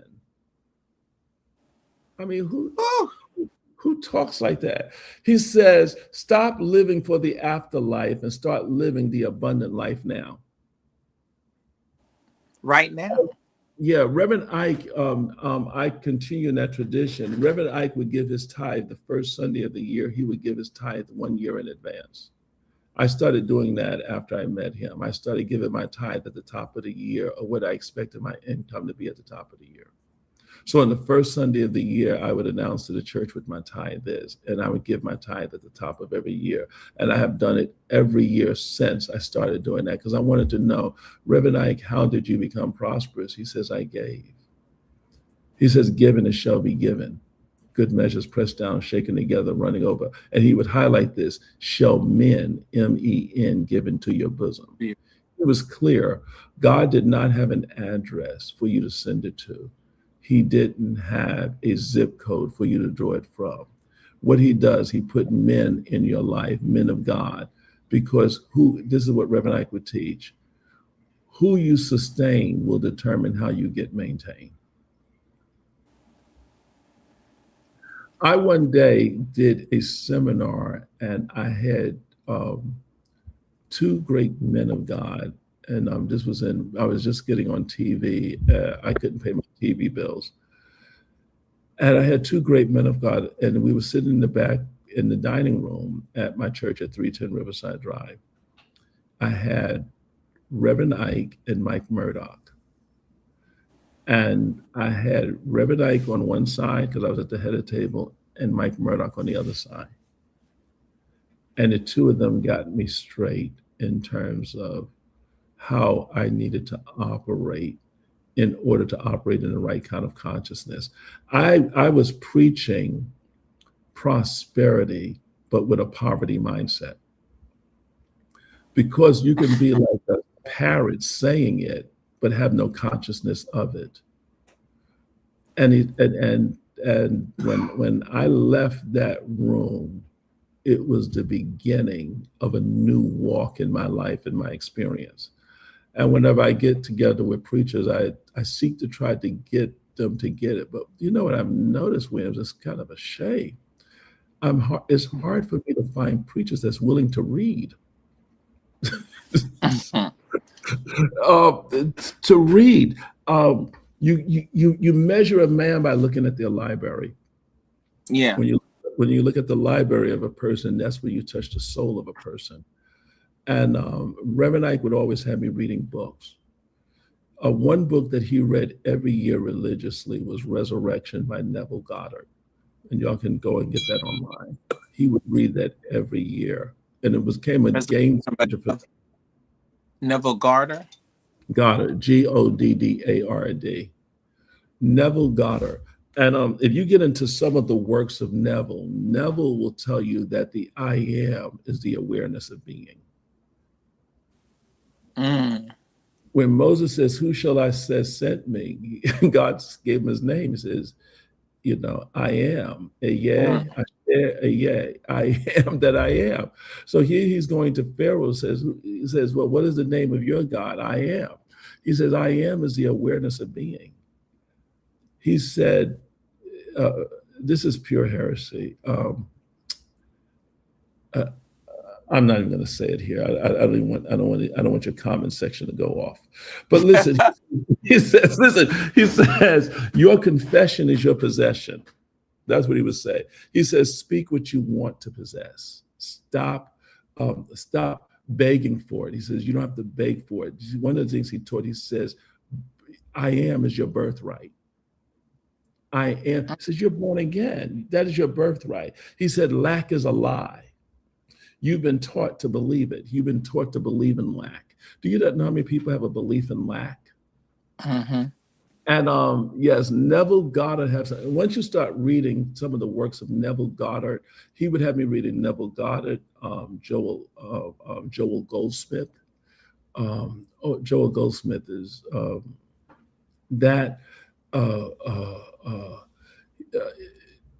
Joel Goldsmith teaches you that supply is infinite. That, in other words, money is infinite. Yes. When you start getting into this type of stuff, you begin to understand that money obeys consciousness. Money obeys consciousness. It flows to those who command it. Every one of us receive the amount of money or the currency we believe ourselves to be. And so, William, I'm glad to hear that you are seeing Reverend Ike coming up in your timeline, because Reverend Ike said he would be teaching us from the other side. The other side. And he certainly, because I just, that pulling it from me, God is within me, greater is within me. I'm already in possession of everything that I need and everything that I hope and want to become. It's already, I was born with it. Yeah, that's your divine birthright, right? And watch this, he says, stop praying like the poor, stop acting like the broke. He says that when you pray, he says, pray from the result. Pray from the end. Don't pray like you're getting the thing. Pray as if you have the thing. So now you have it already. So now your prayers are declaration and not begging. He said, he's taught me this. He's when I was given the Rolls Royce as a gift. You know, who in the world talks like this? I was given the Rolls Royce as a gift. The Phantom Rolls Royce, brand new, and I had a driver, and my driver would have the white gloves and everything. And we were in the city one day, and I said, Reverend Ike, people just keep stopping in front of the cars and taking pictures of them, and he would say, yes, son. I says, why in the world? I was just stopping us everywhere we go. He says, because they realize the kingdom of God has come. I was just saying, he said, the kingdom of God has come. He says, and he would say things like, you know, he said in the scripture, the Bible says, you are the seed of Abraham. You will provoke the Jews to jealousy. And I never forget, we were pulled up in a gas station. We were in New Jersey. And all of a sudden, a group of Jews had gotten out of the car and surrounded and was like putting thumbs up. And putting the thumbs up and was taking pictures. And I sat there, I just kept hearing Reverend Ike's voice. I said, didn't I tell you the kingdom of God has come? It's come. I said, when did you have Hasidic Jews coming around complimenting a black man? You know, he would say, he would tell you, he says, I would say, and me and him would have not arguments, but kind of discussions about this, because I was always bringing up the whole thing about being black and stuff, and, you know, liberation and stuff. He says, son, he says, you're going to learn this. He says, the only color there is green. I was just saying, he says, the only color in America is green. Green, that's it. He said, and I'm going to be honest with you, son. He says, you can keep with that black stuff if you want. He says, and I've only been black for a very few times, and I am only black when it's convenient. If it is not making me no money, I am not black, I am green. So when I went to one of his properties, because he owned all of these buildings on the ocean. So, he had all these buildings, 400 apartments. And I said, Reverend, I said, you own, I said, how many black people live here? He says, son, only green people live here. Yeah, I was there. I was there for about 3 days or so. I had my own suite there and everything. He says, and the way he would knock out floors and have floors in the apartment that would go from one apartment to the other. Yeah. And I'm sure they're going to do a movie on him at some point. But Reverend Ike would just sit there, and he would sit there and he says, only green people live here. And I would be there, and there would be no black people coming out of the buildings, none running out. I said, Reverend, how many black people? Son, he says, you're going to learn this. He says, there's only green people here. And then when we would eat dinner, because he had a chef, and with his chef, he would break out these 24-karat gold plates. And we would eat on the plates, and he says, now, I eat on this type of fine china every day. And I would say, Reverend, he says, yes. He says, I do not believe you should only take these out for Christmas and Thanksgiving. He says, we need to live in the prosperity now. And he would tell her, and he would have the rubber in the sink. He says, now the dishwashers would know. They said, now when they're washing the dishes, they they only put one plate in at a time and wash that one plate. They don't let one plate touch another, because this would be gold plates chipping. Listen, this was a person that was before his time. Absolutely. And spoke. Reverend Ike called them eternal truths. They were just eternal truths. He said they have no expiration date. He said, don't beg God, command your reality into alignment. They said Neville, one of the people on Instagram said that they got Neville Gardner. Please tell the other author you mentioned. Joel Goldsmith. Joel Goldsmith is the other author on Insta for the person on Insta. Yeah, and when you read these, when you read them, just read it with an open mind. I mean, it's going to be a game changer. I can give you a list of about 100 books. But one of the things that I would say is that he would say every word. He said, every word you speak is a seed, so plant wisely. Plant wisely. He said, plant wisely. He said, every word is a seed, planted wisely. Bethany says something like that on her message. Yes. She's choose wisely. I'm getting a call. Hold on just a moment. Prophet, hold on a minute. I'm live streaming. Okay, I'll call you back. You sure? Yeah, I'll call you back. Okay, I'm live with William McCrae. Okay, I just got out of a meeting, so go ahead. I'll talk to you later. Okay, I'll talk to you later. Goodbye. Okay. They didn't want to talk to me. No. He's right now in the throes of some great things that are about to happen. Who was that? You'll hear about it. It's some great things that are happening, and I'm always in great anticipation of great. So you're going to so we talk 2 or 3 times a day. 2 times a day, and it's been such a game changer in what God is doing.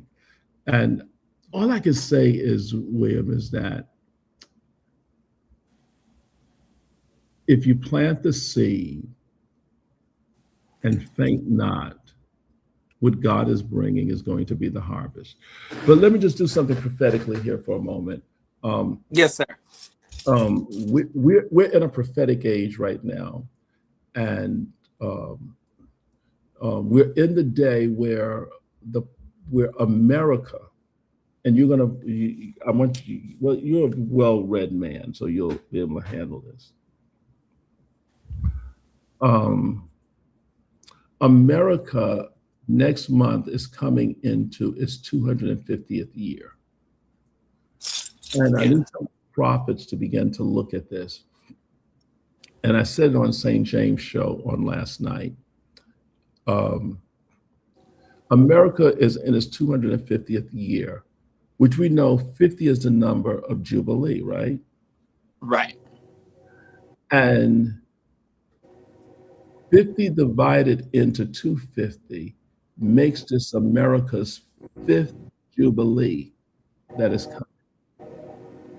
And I want to prophesy something, because usually when prophets speak, we speak of ages that are not predicted, but proclaimed.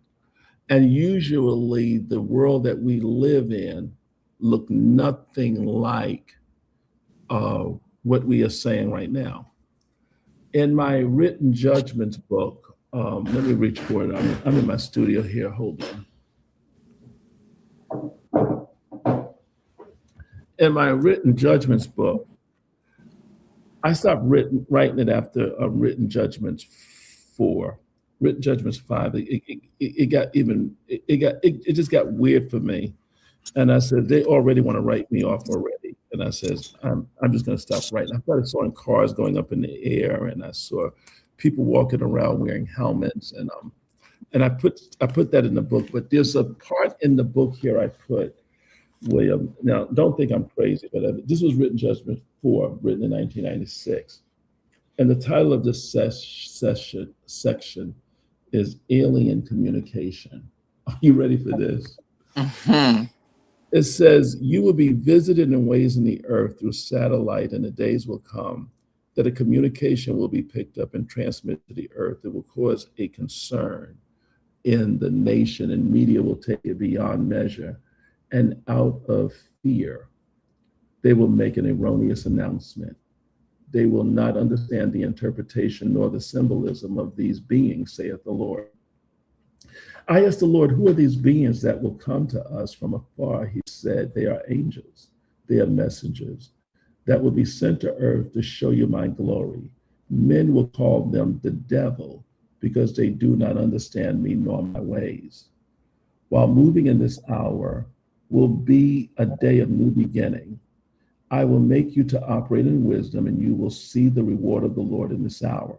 This will be a time that you will start to witness my righteousness on many levels that will make you understand my plan for the ages. Listen to this. Now is the time for new creativity to come forth. I will make you to understand my internal plan within your life. And I will cause a new generation that is entering the earth will be wiser and greater in their ability to move life light years ahead of this present age. I will make you see wonders of my face and the days of my glory. I will enlarge you in this hour, and you will excel in the learning that you have received. I will make you see me with the eyes of intelligence and that you have never known. And I'm calling you to a new definition, and I will make you accountable to learn the ways in which I am moving. And you will come to know me on many different levels, saith the Lord.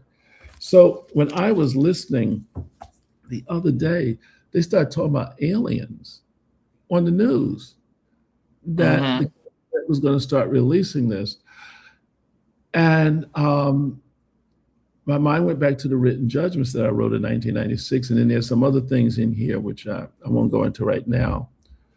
But we're in a new age, and it's going to be almost like a new gilded age, a golden age. And if you look, more billionaires have been made in last year, and the numbers are going up. Like it's ridiculous. If you go onto any of this not social media, but any of the AI, like Perplexity, you could just ask them how many billionaires that was made in the last year. It went up by 36%, which means that we are moving now, William, from an E-shaped economy to a K-shaped economy. And what that means is that when you look at the letter E, you have the rich that is doing what they do, the middle class doing what they do, and the lower class, the poor that's doing what they do. And the E is getting ready to go from an E-shaped economy to a K-shaped economy, which means the rich is going to move up in that K, and the poor is going to get poorer and start moving downstream in the K. And as prophets, we've got to upgrade our prophetic technology and teach people how to either manage to get off of that K line going down to get on the K line going up, or how do we manage to feed the K line that is going down? Because I see food banks, I see lines going around the block, I see people looking for places to eat. And yet, as there is that which is happening on that K line, there's going to be a great revival of wealth that's happening on that line going up. And so it is going to be the hour that people have got to be repositioned economically correct. This week, there is a company that's coming out that people are now they're saying that maybe even liquidating their Bitcoin to go into SpaceX. We're probably looking at something that's getting ready to jump in the economy, that's getting ready to bring about a whole new wave of economics in technology. And the heads of Microsoft, and I've been wanting to share this on the program, the heads of Microsoft put out a report last month and says that AI will begin to automate white collar jobs, which means that if someone put it in AI, probably it would be great to ask the question, how many jobs will be replaced in the next 12 months to 18 months? And we're talking about 55% of the job market will be greatly impacted in less than 18 months and as soon as a year. So if you're not preparing people on that upward line of that K line, then you are massaging them to stay on the lower line of the K line. And things are getting ready to turn the corner. 2028 is going to be devastating for some communities if they don't make the turnaround in the way that they need to be turned and positioned. And then there are people that have degrees, that their degrees are going to be obsolete because they will not be useful to generate an income because they are educating in the wrong fields. My word. So I'm hoping and trusting God that we can begin to have a think tank with some leaders and bloggers like yourself and some of the other bloggers to come into a room and discuss what will become some of the exit strategies for some of our people. Like right now, it's just not a good time to go into a program for nursing. It's just not. It's not a good time to go into go to school for computer programming. It's just not. It may not even be a great time to go to school for paralegal. And if you begin to look at these areas here, is because the replacement has already been set, unless, hear me,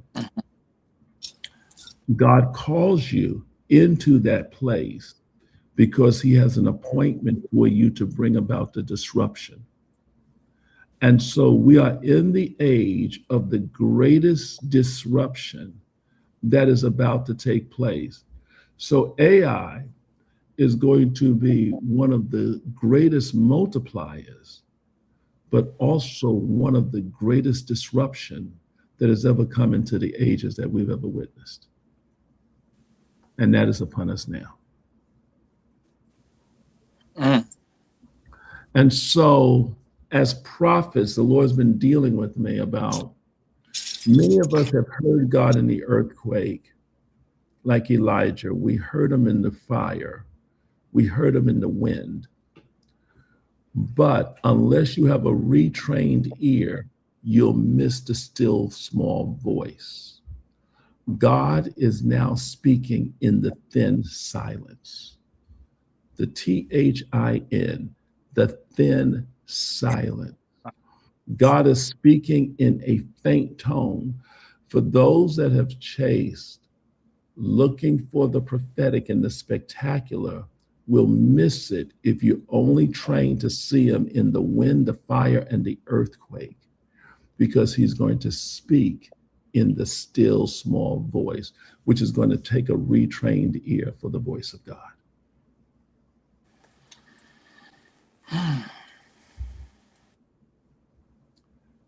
And this is great. Listen, before I go, That's amazing. That's amazing. Yes. Thank you. And Thank you, Jesus. And watch this. Thank There is also a revival. Hear me in this, William. There's getting ready to be a revival in Memphis. Hear me in this and hear me well. Because when it comes, you're going to be reminded that it was said. It's going to be a revival coming to Memphis that is unplanned and not organized by men. There's going to be a visitation of the Holy Spirit that's getting ready to visit the state of Tennessee. And the oil is going to be poured over that state like never before. We've seen revivals hit coastal regions. We've seen the great revivals of Finney in the Northeast, the revivals that took place in the Azusa. But there's a revival happening in Tennessee that is coming, that will hit from the Opera Center from Nashville to Memphis.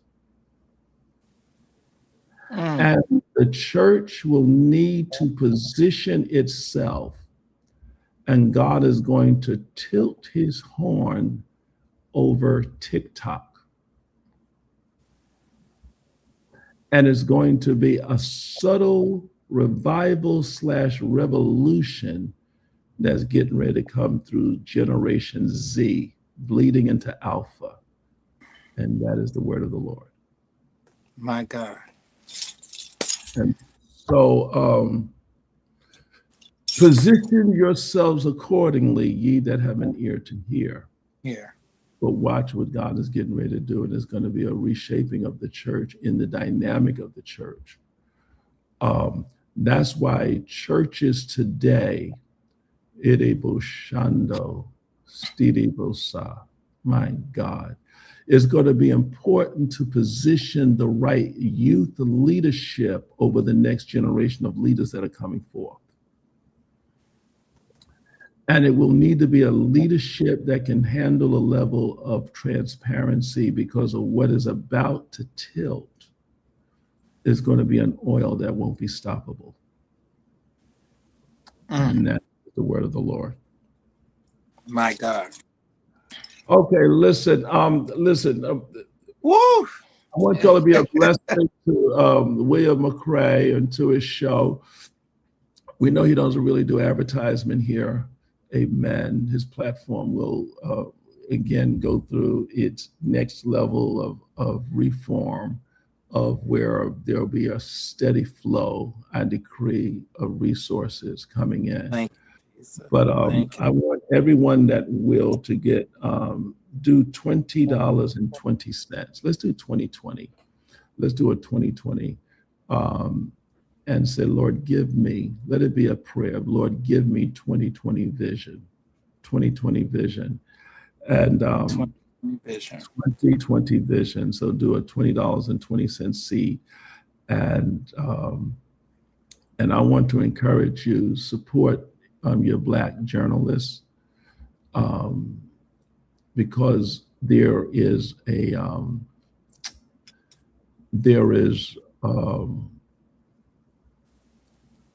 something that's been trying, and I prophesied this when I was on the Wendy Williams show decades ago, when she was on radio, and I prophesied that she would go to television, and I prophesied that we would see a major shakeup in Black journalism, where the voices would almost be muted in America. But support the Black storytellers and journalists that are building the community, because you're going to need it coming forth in the next 12 to 18 months, because there's going to be information that's going to need to be transmitted that you're not going to be able to get through secular media. And there's going to be things that's going to need to be prepared for, because we're getting ready to enter into what the Spirit of the Lord calls a pandemic. And he told me, he says, you walk the people through the pandemic. Now you need to walk them through the pandemic. And this economic pandemic that we're getting ready to go through is going to devastate the communities. We're going to see the closure of about a third of our churches that's getting ready to close up. There's going to be ministries that's going to go totally out of existence, and buildings that are going to go up for sale. Some will flee with whatever they can get and go into early retirement. What's getting ready to come through in the next 12 to 14 months is going to be a shakeup. Businesses that are struggling bottom thirds are going to be totally wiped out. And this is all connected with this K line on where are you on that line. And it's not late to position yourself, but watch this. When Joseph came, Joseph interpreted the vision of the Pharaoh and told him how to position his nation. And based on how they positioned is how they went through the famine. I'm here to tell you, I'm not telling you famine won't come. That's not the word you need to hear. The prophetic word you need to hear is not in 3 days is going to turn around. That's not the word for this season. There must be the upgrade of your prophetic technology to get the people prepared for what are the next move. What do you need to be educating them in? What do you need to walk them through in order to face the currency of a brand new tomorrow? We have now entered a pandemic that is designed to take a great number of people out. And that's the word of the Lord. Well, William, I didn't mean to take up this much time. You got another set of stuff. I appreciate you. Listen, I always just surrendered the floor to you because of the wisdom, the knowledge, the prophetic. It's absolutely always a pleasure to have you. I'm just humbled. Well, just humbled. Thank you. Certainly. Thank you. No, thank you. And keep, lifting the name of the Lord, and keep, holding up the church, because the last thing we need is to have the world handling the church, because the church is fragile. But we need people that are lovers of the church, and not only lovers of the church, but are members of a church that, all major denominations, the Catholic Church had their journalists, Right. This church, Lutheran, Episcopal. It's time for us to have Pentecostal journalism that can love the church, criticize the church in a way of love that brings healing, and not a way that brings total upset, that our journalism becomes devastating. At the end, hold fast to that which is good. If you did journalism on David in his day, what would your story have been if you had interviewed David Wives? You know what I'm saying? Absolutely. It would have been, but yet, why is it that David was still a man after God's own heart? So how do you handle your journalism on a vessel that somehow God still loves and that you don't deem worthy, but yet God says, but that's the fit that I have for this hour. For some reason, God keeps raising up misfits. He keeps raising up bushes And that that's something. he has Moses talking to a burning bush that's supposed to be consumed. And for whatever reason, the bush is not consumed. And some of the very people that we criticize and condemn, for some reason, they don't become consumed because God says, I got my fire on them. Because I don't call those that are equipped, but I equip those that I call. And for some reason, I call those that have defects in them. And some reason, they still are men and women after my own heart. Okay, I love you, Williams. I love you. I love you. Yes, sir. Absolutely. We got to have you back so that we can get updated. I'll be glad to, and I will walk you through as the Lord gives it to me, the pandemic, but it's here, it's happening. And this week is going to be something major economically. Brace yourself. And this war situation is not going to turn out the way America thinks it's going to turn out. But we'll talk more about that as those days unfold. Absolutely. God bless you, sir. All right. God bless you. Good night. Peace. Good. Whew, the pandemic, you all. You got to position. You got to position yourself. Woo! Oh, we are on fire on tonight. Bishop said 2020. I don't know if those of you that are willing to go ahead and do that. Hey! More grace. Can you hear me? I can hear you. Oh my gosh, and you got dressed for the occasion. Yeah, Crazy 2 though. hours ago, and you had me come behind the Pope of Prophecy. So I don't even know what to say. Oh, listen. So you can tell us about how you played the drums in Pepsi-Cola. That's nothing, William. That's So, what is the climate? What as you see it? How are you feeling? How is your pastor? Where is he? I think, I don't want to seem like I'm trying to be the spokesperson of the church. No, we're not saying that you are. But and I'm just putting that disclaimer out there because I don't want people to think I'm the PR person, because I'm not. But a lot of people do equate me with the church, and I have a lot of love for my church. They have a lot of love for me. KCC is going strong. It's it's probably have been more packed since this situation than it has ever been consistently. And usually when something breaks out, people are nosy. So the church will pack out, but it's been like that for several months now. So the church is going strong. Prophet, he mentioned today about the motion that he filed because one of your blogger friends decided to do a live on it, so he went ahead and addressed it. So we're believing God for the best.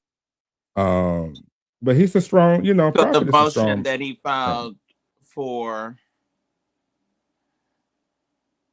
the motion. So do you want me to share it, or do you want to Well, expound? I mean, it's out there for the Basically, a extension due motion was to. filed that because the prosecutor or the U.S. attorney that sort of, for lack of a better word, went after or was the lead person on this case against Brian Karn is no longer or have been relieved of their duties with the Department of Justice, which in the matter of the law is a great or could be a sizable feather in Brian Karn's cap. Yeah, and that's true. And you So, know, but now one of the things that we're still trying to get the clarity on is or one of the things that I've been researching, I may not have gotten a chance to get it or if it's already or if it's out there. I was not clear on why he has been relieved of his duties. well, I heard that he decided to go to private practice. That's what I heard in one of the blogs. Now, you know, I haven't done extensive research on it because I don't really care that much. But I heard it was he decided to go into private practice, private law. So I didn't, you know, hear if it was he relieved him or he relieved himself. But like you said, you know, it can become favorable with the situation that we're in. So, you know, we're gonna see what happens, you know. I'm a ride or die, you know. So Yeah. we we we we we're gonna see how it goes. And I think going back to the climate of the church, uh I don't really see it. People wanted to if he goes, people are going to expect for it to crumble and fall. I just don't see that happening. I really don't. I mean, because you know, at this point, if you was going to leave because of the possibility of him going, you probably already left. That would be my thing. But that's just not what I mean. Like I said, consistently, there have been new converts, new members, people moving to Charlotte, you know, to be a part of. So I mean, you know, the climate of the church it's unmovable right now. It's still going strong. I mean, you know, having crazy church. Prophet Still's been traveling, like you said. He was in my area Friday, and you know, and I had the honor, I guess I would say it like that, of playing behind him very impromptu. But you know, Yeah. that's my leader. And so yeah, I was like, okay, you know, I was pissed at first because you know, I ain't come here for that. But you know, Do you see so you feel do you feel that it would be somebody? Okay, let me ask you this way. As someone that you know is connected and closely related,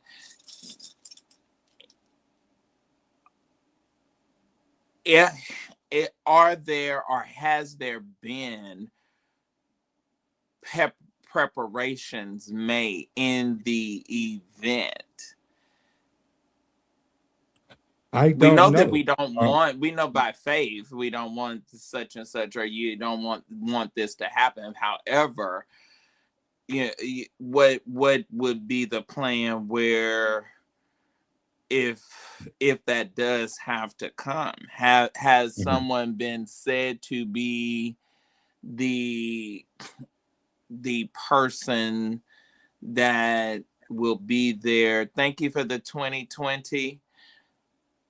Others that want to sow that into the word of Bishop Bernard Jordan, the master prophet.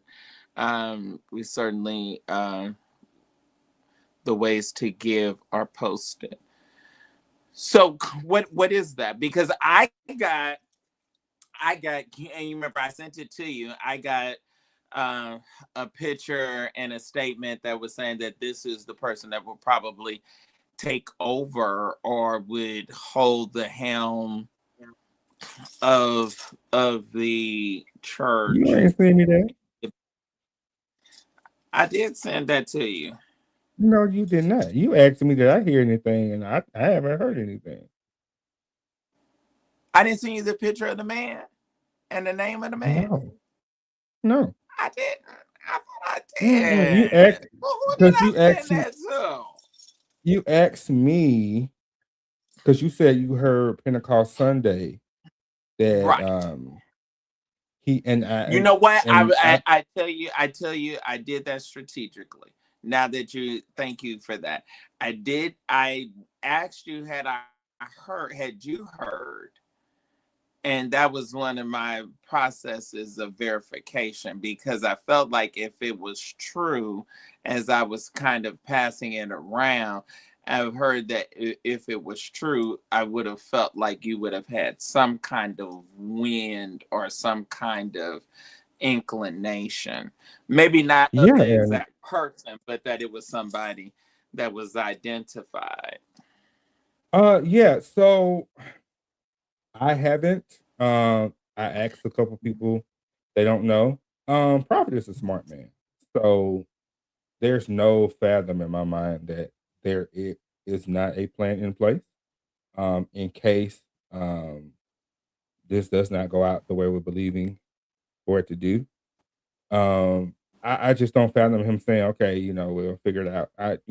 I just don't see that happening, because he has 3 churches, right? Well, almost 4, but 3 churches at this point he has to care for. So I haven't heard that. Now, if you can see the picture, I can probably verify, because there are several pastors, but Prophet is he's going to be those are some big shoes to fill for the time being. Well, I And think, I was a member of Nathan Simmons' church, so you're never gonna have anybody that would totally embody who is this RUDOLPH Phillips guy? who. In I'm not your even looking comment. at the comments.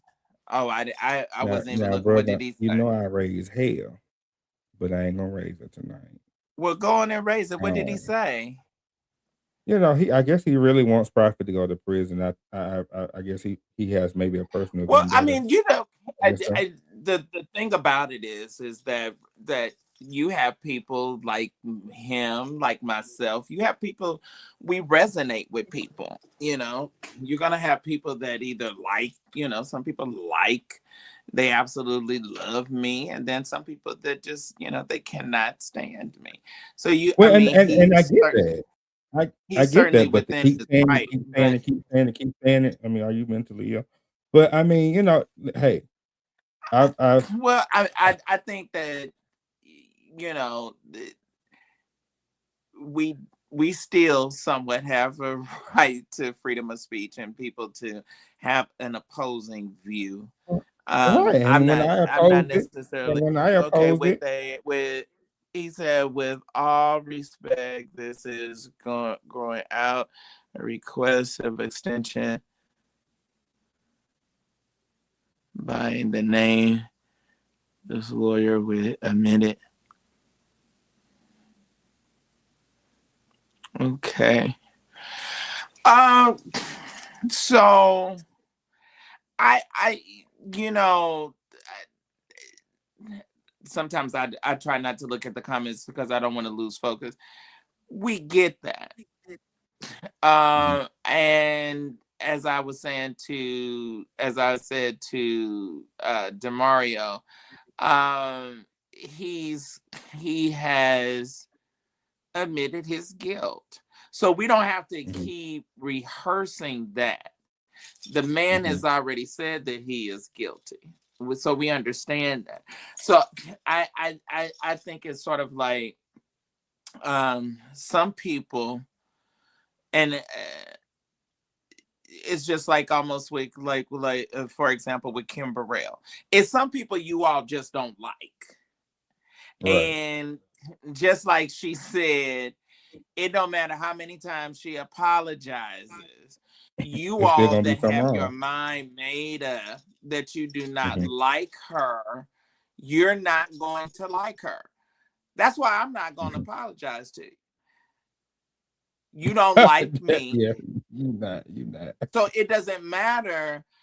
It's just as I was saying to Demario, I'm not going to change my format anymore. I'm not going to become this person that's trying to brown nose and try to make people like me. No, I'm going to be that hard hitting guy that's going to tell you like it is, and that's going to call it out.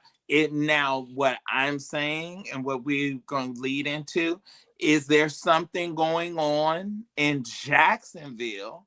Because we now have this new discovery of Rudolph McKissick and his wife, with they're not paying their taxes. And they have several liens going back to the same or similar time period of Brian Carnes.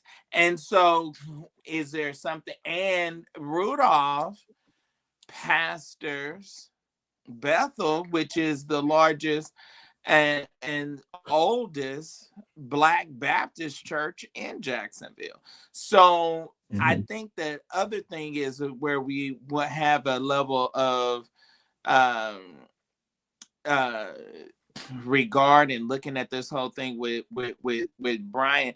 We also have to be realistic. Is there a pattern here?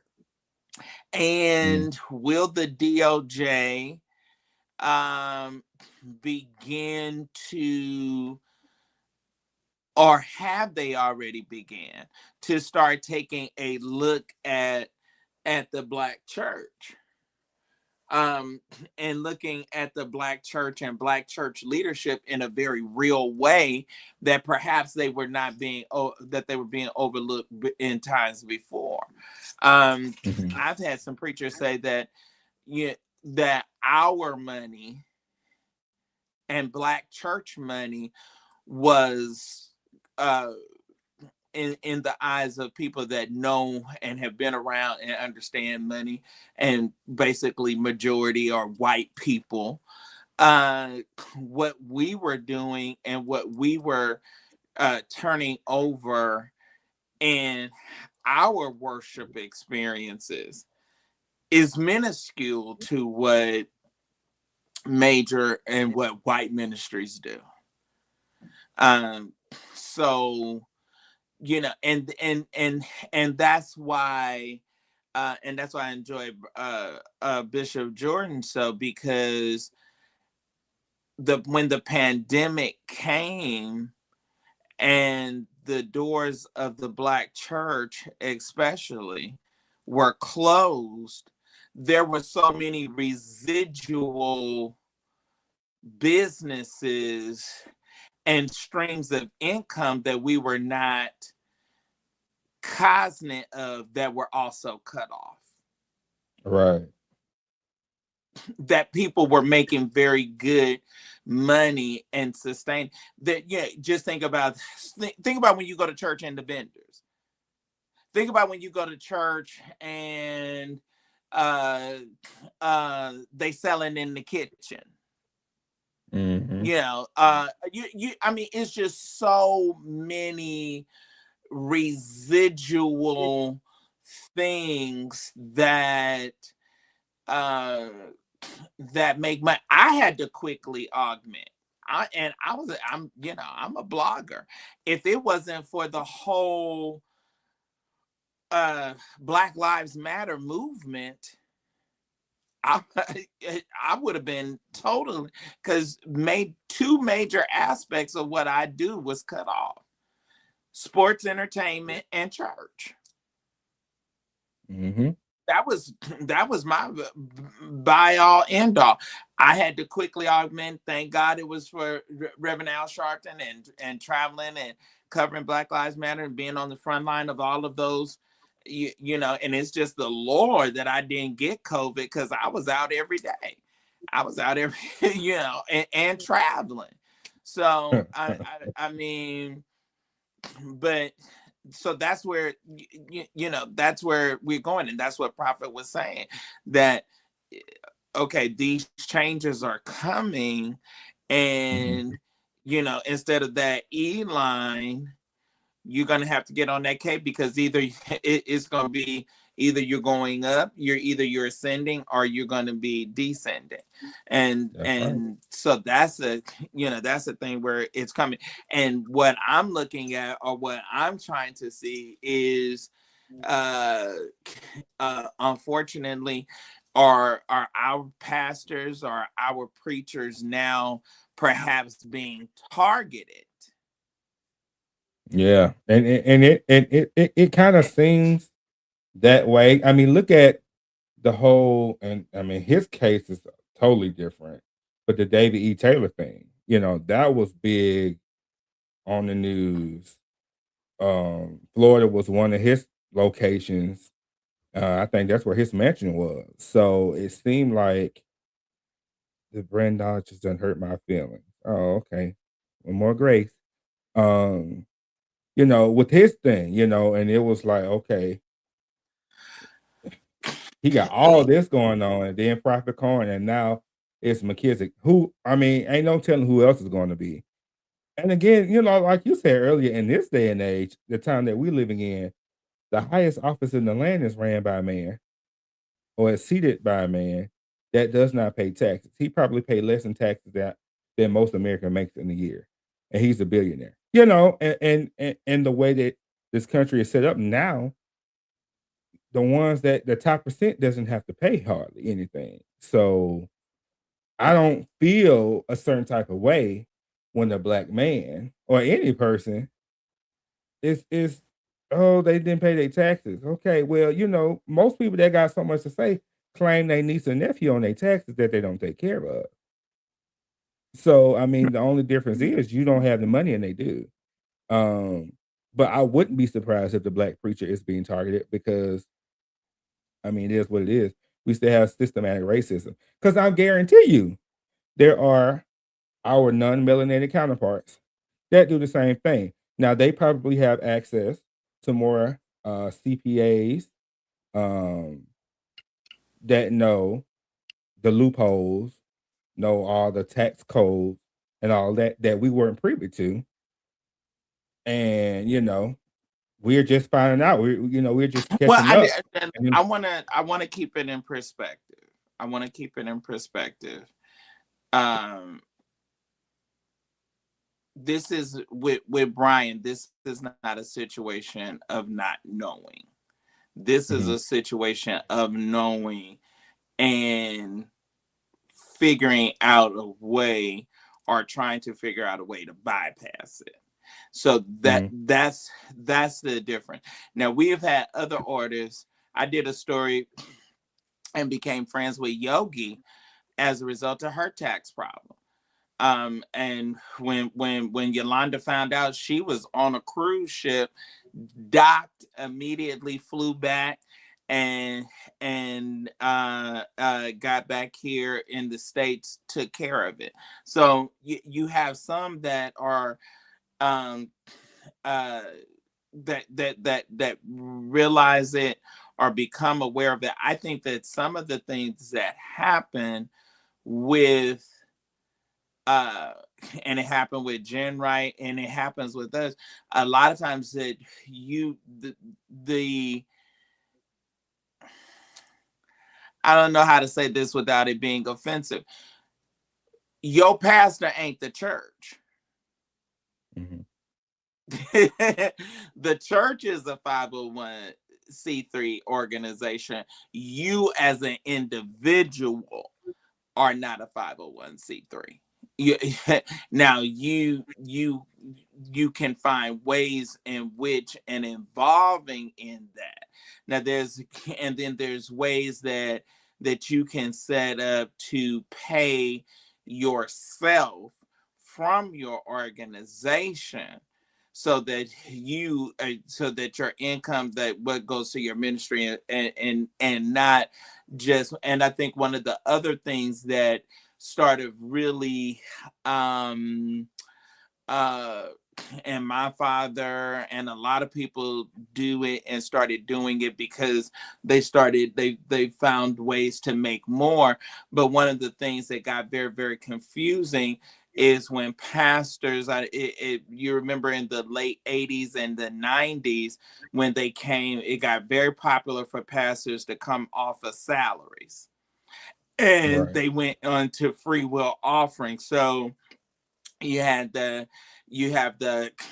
tithe and offering for the church, and then you had the pastoral offering where you gave directly to the pastor, which when you do that, that sends you into a whole separate and a whole nother level of accounting that your church has got to start having and have um, uh, in place now. And then you have some preachers and some pastors that was smart, some that I know personally, that when they would travel, they honorarium, the check was made payable to their church.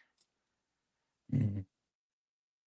So it was almost as if their honorarium or the offering that they were getting to go and evangelize at another church was that was considered to be an offering. So it wouldn't be direct income to them, so that they would, I mean, there's ways, as you said, to do it. At the end of the day, I stand by what I said. I don't want to see any black man outside of doing something that is extremely harmful to someone. I just don't want to see them to necessarily go to jail. I think what he will have to endure, although he's a man of God, although he has the gift of prophecy and all of those things, the fact to say Brian Corn is a convicted felon, that's penalty enough. That's penalty enough. That's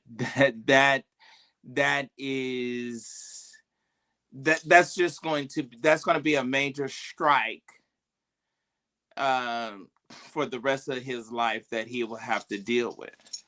And will he find ways? Are there going to be ways to deal with it? Absolutely. But it's going to occur where it's going to be some levels of difficulty in navigating life as a result of that. Passports, I mean, it's going to just be all kind of things that are going to be additional hindrances and limitations. And we can get, a lot of times I think we can get fantasy, and just like people were criticizing and saying, oh, touch not my anointed. If Rudolph did not pay his taxes, that don't have nothing to do with touching his anointed. That's just fact. Mm-hmm. He and his wife have liens against them. They have not paid. That's just factual. Saying that Bethel don't have anything to do with it, yes, it does indirectly have something to do with it. He is the pastor of that church. So a lot of us, we have to get out of this whole idea of our feelings and being programmed and thinking, oh, that you can wish, and that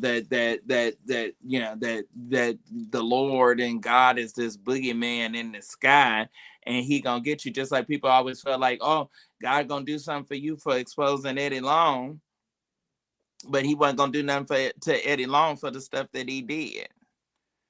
That's ridiculous. You all got to stop thinking like that, and stop getting in this mentality of somebody is attacking. No one is attacking. We're reporting and talking about what's out there. So Yeah, that's and you're my friend, and I make that everyone knows that, right? yeah, But I absolutely. think with me, some of these bloggers or bloggers are not just reporting, right?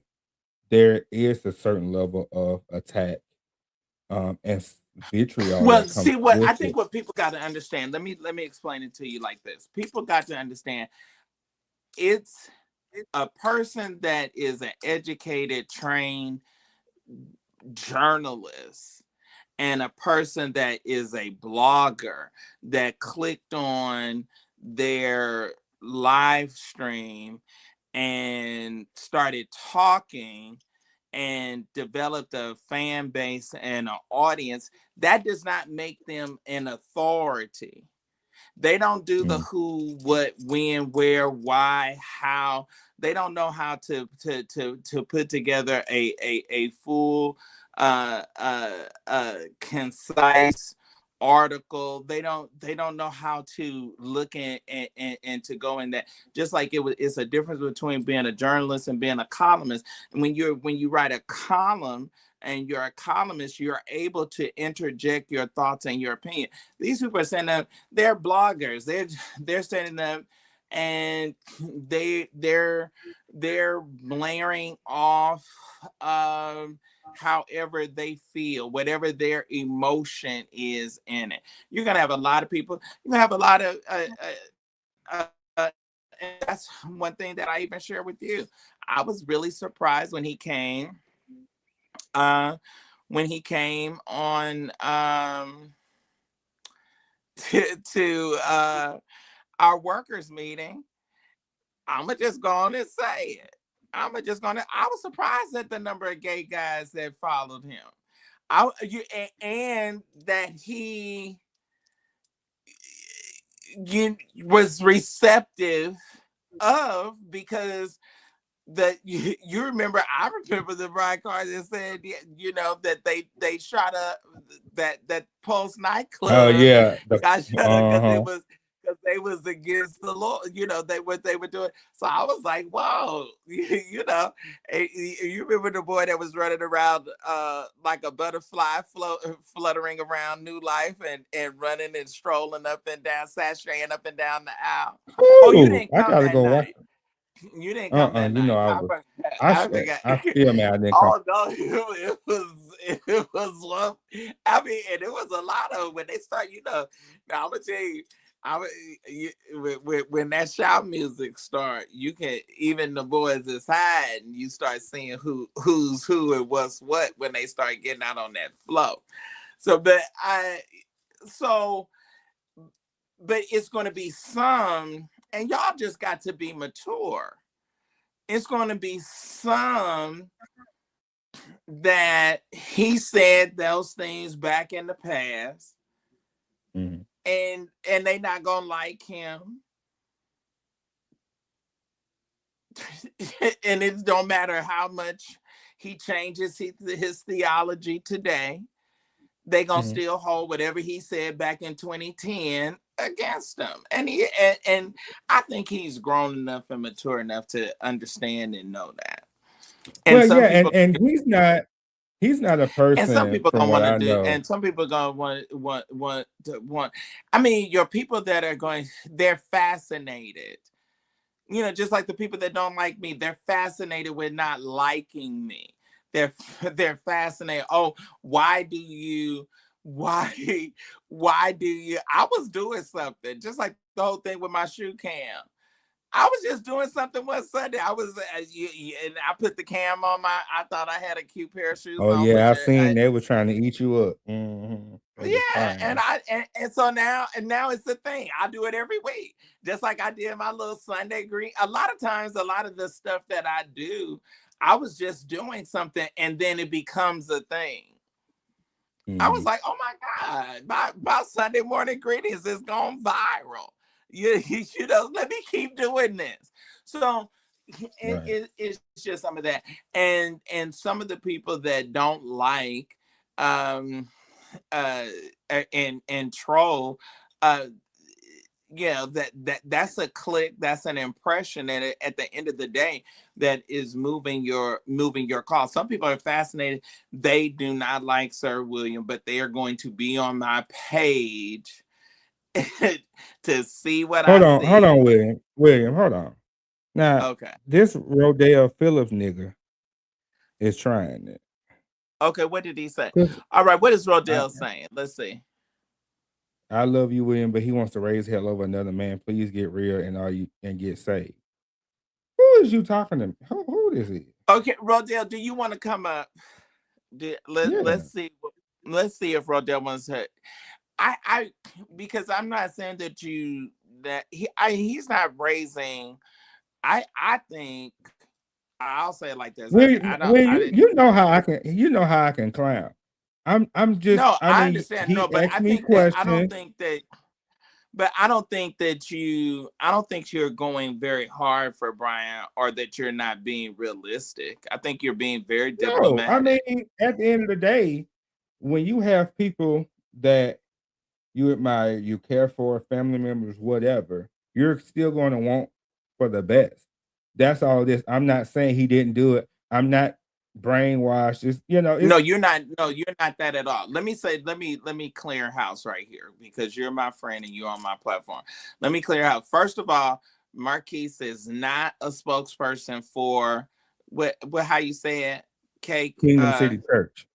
Kingdom City Church. He's KCC. not a spokesperson for that. He's not a spokesperson for Brian Carr in any kind of way. What is he? He is a fan and friend of me and the show, and he's also a member and has a great deal of love and respect for his pastor, and just giving me bringing us up to speed on the climate of the ministry, not in any kind of way where he's got some inside voice or some inside thing of that sort. Now, Oh, never mind, William. we I've are seen his pictures. Never mind. Don't worry about it. Never mind. so I'm not gonna do that. so that that is that y'all come on now. So he's not. But it's He's not a okay. spokesperson. It's okay, William, because it comes with it. I mean, it's cool. Like I'm not tripping, but I'm saved. I don't. What do you? I mean, I don't understand. Like, what are you saying? Well, how does Well, that a lot have of people anything gonna to be do with my judgmental. A lot of salvation? people gonna be judgmental. A lot of people are gonna. This resonates with a lot of folks, and Does he work for the it's IRS? not. Are you an IRS agent? No. Is he on the No. Obnoxious Street Committee? Am I on that Obnoxious Street Committee? Is it your business? No, I'm not on the committee. William, he still ain't sent me that picture yet. I don't understand what that's I know about. I was about to. Because I can tell you right. Well, Well, don't feed into it. Don't feed into it. So I'm not, but I don't anyway, mind. I mean, I don't but mind. it's just we're discussing it. We're discussing it, and we're having open dialogue and discussion. And some of you all, again, if you don't like Brian, you're gonna feel one way or the other, and nobody is gonna try to change your mind, because how you feel is how you feel. And a lot of Right, people because feel if he go, William, if he goes, I mean, whoop de do. Like, what I mean, are you satisfied? Do you feel, some people are not going to be satisfied if he goes. They're not going to be satisfied. They're not. And I told people before that if he does go, the folks in there is going to be subject to him probably. Yeah. He's going to be praying. He's going to be prophesying. He's going. Thank you to the person who just did an Apple Pay. He's going to be praying. He's going to be prophesying. He's going to be, and it's just Listen, ladies and gentlemen, let me listen to me very, very carefully. Everyone is going to have a remnant. Okay? Everyone is going to have a remnant. You are going to have people, there is going to be a group that come hell or high water that like Sir William. And they are going to be down for me come hell or high water. And let them know, William, I didn't like you at first. No. Let me finish. Let me say this. Let me say this to you. Okay? However many people that are on here, you're looking at the person that broke the story on Eddie Long. Which was my bishop. All right? Yep. 4 guys out of the 82 that I interviewed, 4 guys had enough evidence to collaborate their accusation. And then the 5th had enough evidence where he did not even need to join the lawsuit. What is the point that I'm making? New Birth never went under. Yep, I was there till Bishop died. I can attest to it. New Birth didn't go under. New Birth did not go into foreclosure.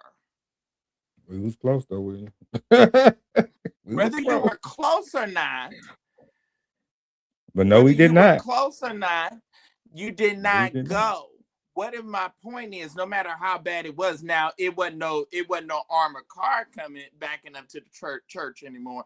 But my point is, the largest Black church in America still stood and still remained, even in its most darkest days, in operation. What is my point? My point is that every man, woman of God, or whomever, Michael Jackson, Prince, whomever, Amy Winehouse, Britney Spears, whomever they are, everyone, especially people that are public figures, they are going to have a remnant of fans, a remnant of people that like them, love them unconditionally, no matter what they do. What you call the singer David that's finally been arrested. They're saying the girl that was dismembered in the trunk of a car that was registered to his name, he still has a fan base. Megan Thee Stallion, the guy, I can't even think of the rapper that fired the gun at her. Still, although he's in, still has a fan base. Diddy still is in, still has a fan base. R. Kelly is in. And still has a fan base. So people, no matter, you all have to get out of your emotions and get out of your feelings, that these people, we are going to, myself included, are going to have a remnant or a people that are enduring and like and going to be there. Do I agree with everything? No, I've even told Marquise, I said, yeah, I wanted to interview him. Jives even brought it up. Yeah, maybe he dangled a carrot, maybe not. But I cannot get emotional and get in my feelings where, I hate him and I want him to go. No, I've been extremely critical down through the years. So just the mere fact that we're able to exchange a pleasantry, I'm not giving an excuse, but just the mere fact that we are able to exchange pleasantry, speak, hug, have good conversation. and talk and develop a rapport. Now, I even told you this. I said, had we did this a long time ago, I might would have been somebody that was acting like the folks from the House of Prayer and dancing down the aisle and giving my money too. I probably would have drank the Brian Corn Kool-Aid too. But yeah, it worked out different. And the Bible says that it's safety in the multitude of counselors. I don't bite my tongue. I don't back down. Brian had a lot of people in his ear that meant him no good. And I think, William, and to your point, a lot of people their disdain with Prophet Karn is the old Prophet Karn. Now he still has his antics, which I may go viral most times. It's me. But he's not the same hell. You going to hell for everything. That's just not him. And I know that turned a lot of people away because he was so harsh and he was so crass and right. And that's one of the things that I really, if I was able to interview him, that's one of the things that I really want to know as a saved, sanctified, hellfire, brimstone guy, and the way that he came up. What happened? What was the transition? What did he encounter that changed his level or broadened his level of theology to either elevate or decrease? Now, do I have my own personal theories? Maybe so.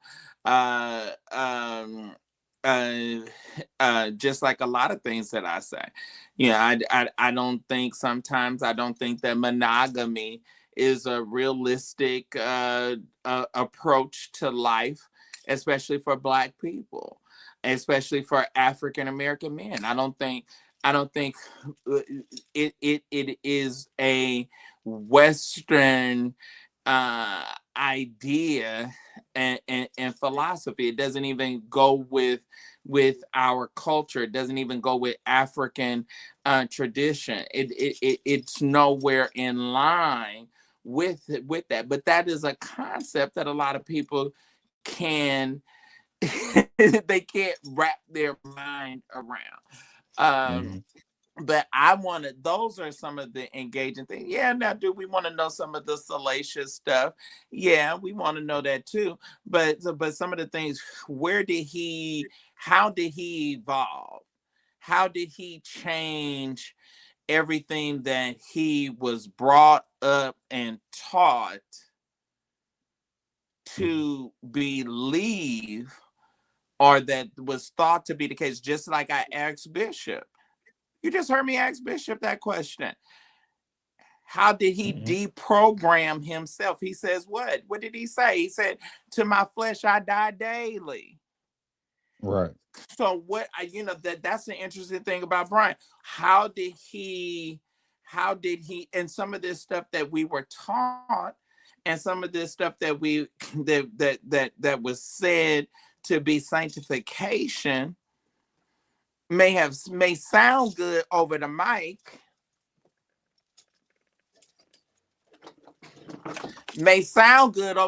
when you hooping and you on your way to hell, and come on, it sound cute, but is it practical?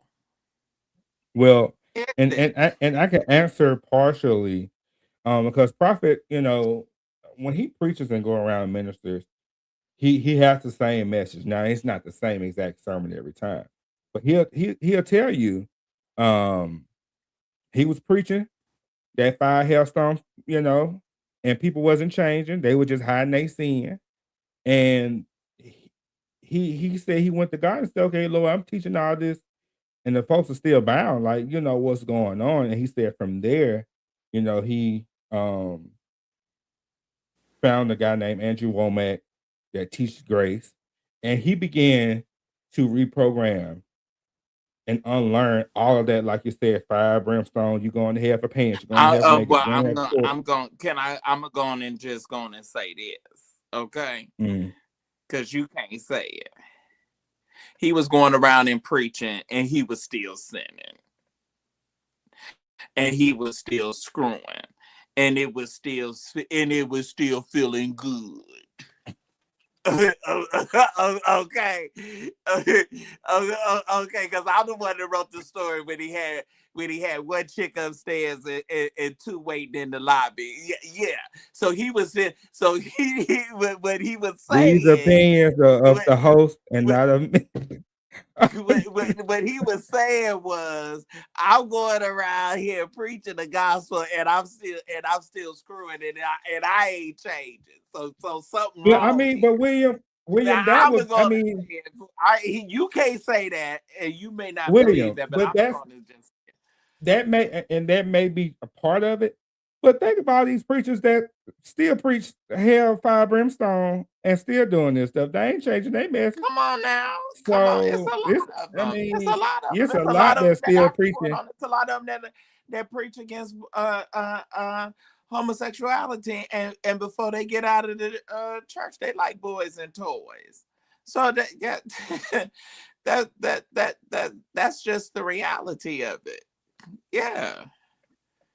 Yeah, you got. But that's the circuit. The people that's on the circuit right now. The major people that's on the circuit right now all look like they got alternative lifestyles. Let me turn my camera off. You name a major one that's on the circuit right now that's traveling, and you tell me if they look like they straight to you. Well, you know. Okay. Okay. Yeah. So I thank you for your holy quietness. I thank you for your stuttering. I thank you. The Mahalia Jackson looking one right now. She look like a bull dagger. Ooh. Mahalia Jackson. Wait a minute, what you said? Well, you can't say that. You on TikTok, ain't it? Right. Let me catch. You can't say that. They're gonna flag your account again. Ooh, I guess Baba Yando. Thank God, cover me, Lord, cover me. I'm like him. I like his. He's straight, just like I told him. I said, I told him, you shouldn't have did that. When he sat down there with them men, with the musicians, and did that clap back, I said, now why would you do that? Well, because listen, you know, I think really, well, some of those people were being fake, but you know, at some point, a nigga gonna respond.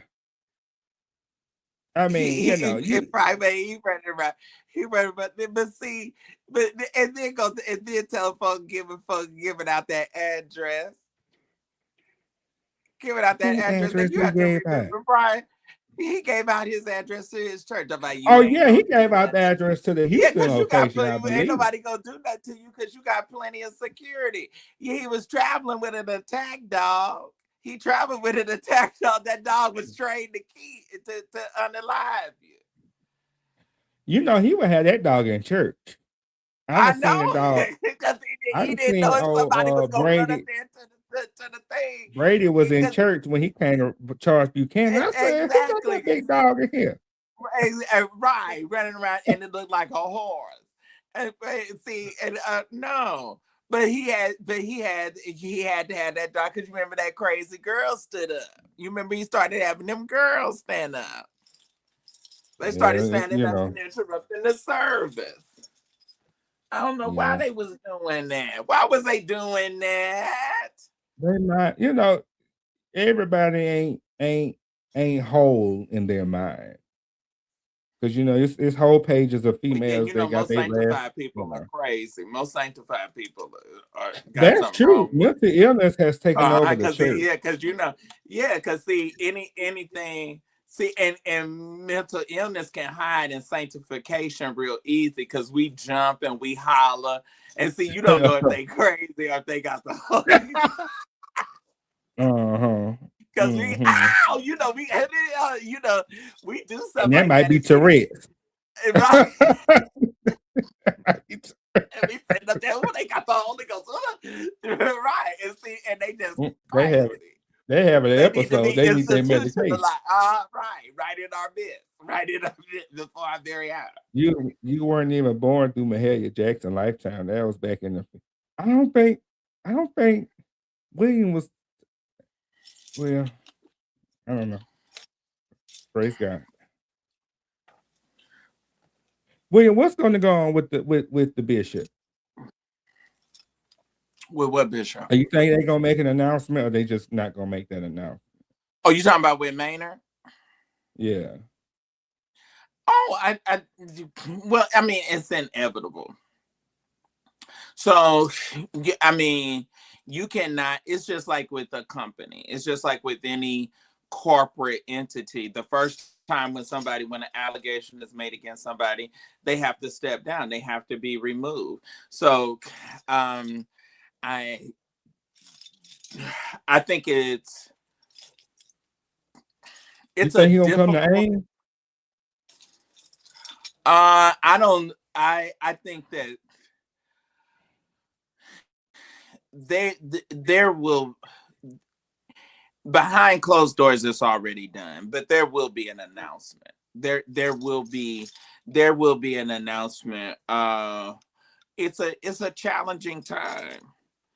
It's a very challenging time. But you're talking a federal complaint. You're talking about $250 million.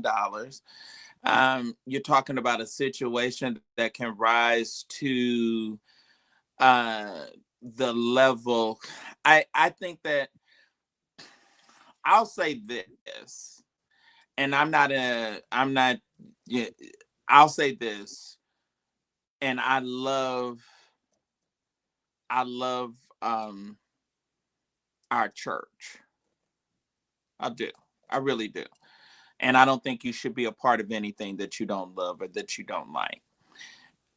So it's not us as an institution. I think that there has been members of our organization that have been corrupt. Okay. Mm-hmm. This, and historically, our church at various periods of time in history, one of the unfortunate things with the great history that the Church of God in Christ has, and we do, and we're an organization that has lasted over 100 years old. However, I think our leaders sometimes, unfortunately, wait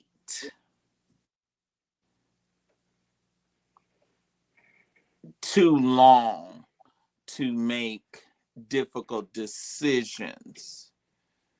Mm-hmm. See, what would be easier for the general board, and what would be easier for Bishop Sheard is if Maynard was criminally indicted and he was facing a federal indictment and he had to be charged and things of that sort, it would be so much easier for them.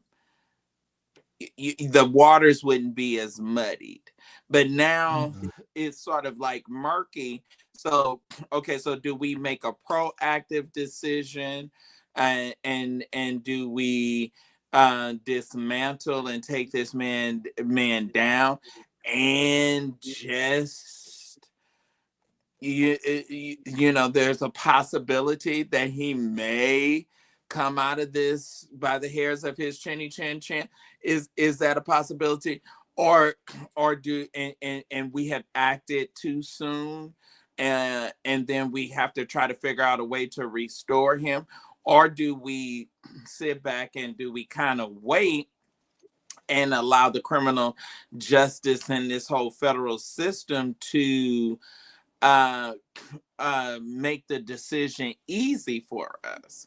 However, if they stay in that gray line of playing this waiting game, I don't think the church can withstand a federal probe. I don't think that the church could withstand, because see, that's the inevitable coming. You have the agent of the church. So then what happens? Who do you come to recoup? You go to who he represents or the larger organization that he's connected to recoup. See, that's just the thing with Bishop, with Bishop Jordan. Bishop Jordan has filed a federal lawsuit against Justin and against Larry and the other members. Now you have Elijah Hankerson that is saying that he's welcomed Justin Edwards back into the Church of God in Christ. So does that mean that now there's a larger entity that Justin is connected to, which is a jurisdiction and which is a national church, that if a judgment is made against him, then that gives Bishop the ability to go after everything and everybody that's connected to him to recoup the money that he has lost. So that's why organizations and that's why companies separate themselves generally immediately. And it's inevitable, because the one thing that also is said in that 99-page federal complaint is one that is stating that we're not as large of an organization as we have claimed.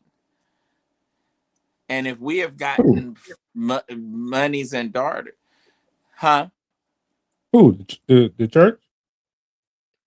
Right. So Eli Lilly is saying that we're only between 1.7 and 1.9 million members worldwide. We're nowhere near 6 million to 7 million members. That's what's stated in this federal complaint. Oh, they're saying that you're not nowhere near the 6 million. Or is that what the church is saying? No. That's what Eli Lilly is saying. Oh, well, how would they know? I mean, do they know more accurate numbers? Well, they are making an assessment based upon you can do. That's just like that's how LaVan Hawkins went to prison when he sold Checkers. Checkers, when McDonald's bought Checkers, on paper he said that Checkers was worth more money than what it was, and then once they got in bed, McDonald's was able to say, oh, Checkers is not bringing in this amount of money that they said. He lied. And we paid him far more to buy his restaurants than what they were worth. So that becomes a very serious problem, because if okay, so I'm a corporate entity, right? I give to you because you say you're going to have 10,000 people in Mobile come out to your event. So I give you a major check. We get to your event, you have 500 people. I'm not getting to pay. You're a liar. You've defrauded me. You're a fake. You're a phony. You're a fraud. You're a scam. You're a shyster. That would be accurate. You see what I'm saying? So now that's where you have. That's just the reality of it. Yeah. I mean, it's not this is not fiction. This is facts. And I mean, everybody want to, we're not gonna be able to pray this away. Mm-hmm. So do you think, I know you said, do you think they would, will he not be Kojic, or he just not going to be on the board? Because when you say distance yourself, to me, distance is distance. You ain't a part of the church no more. I think some very serious decisions will have to be made.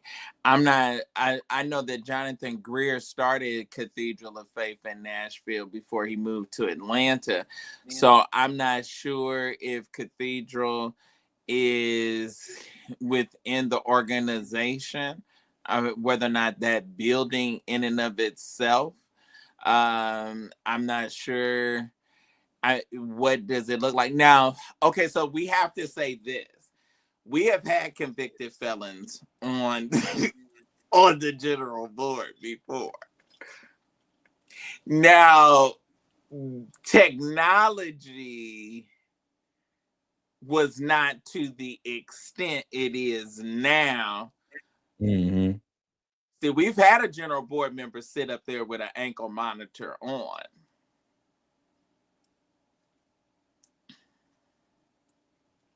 Yeah. William. Now wait a minute. We've had and they were traveling with constables. See, like the thing about it is, if you with security, I don't know if you with security or with the police, if everybody got a suit on. See, I have it, you at a convention, I don't know. I can't differentiate. You know that you are that you're being held captive, but the masses may not know that that those are you surrounded by federal agents. Now, William, okay, because I made you go viral a while ago, and you was in convocation, and somebody was up there on the mic, and you said, I think the man said the Lord could have killed him or something. And you said he could have killed you. It was Maynard. It was Maynard. And that I was thought so. I thought you was talking about him again. So I was talking about it. You did 10 years. You did 10 years. Right. And I was live. Years. I was live, or I was recording and didn't even know that I was recording. And look and see how you see I'm a prophet of God. You see how the Lord brought that back into Man, I'm so glad I went there with you.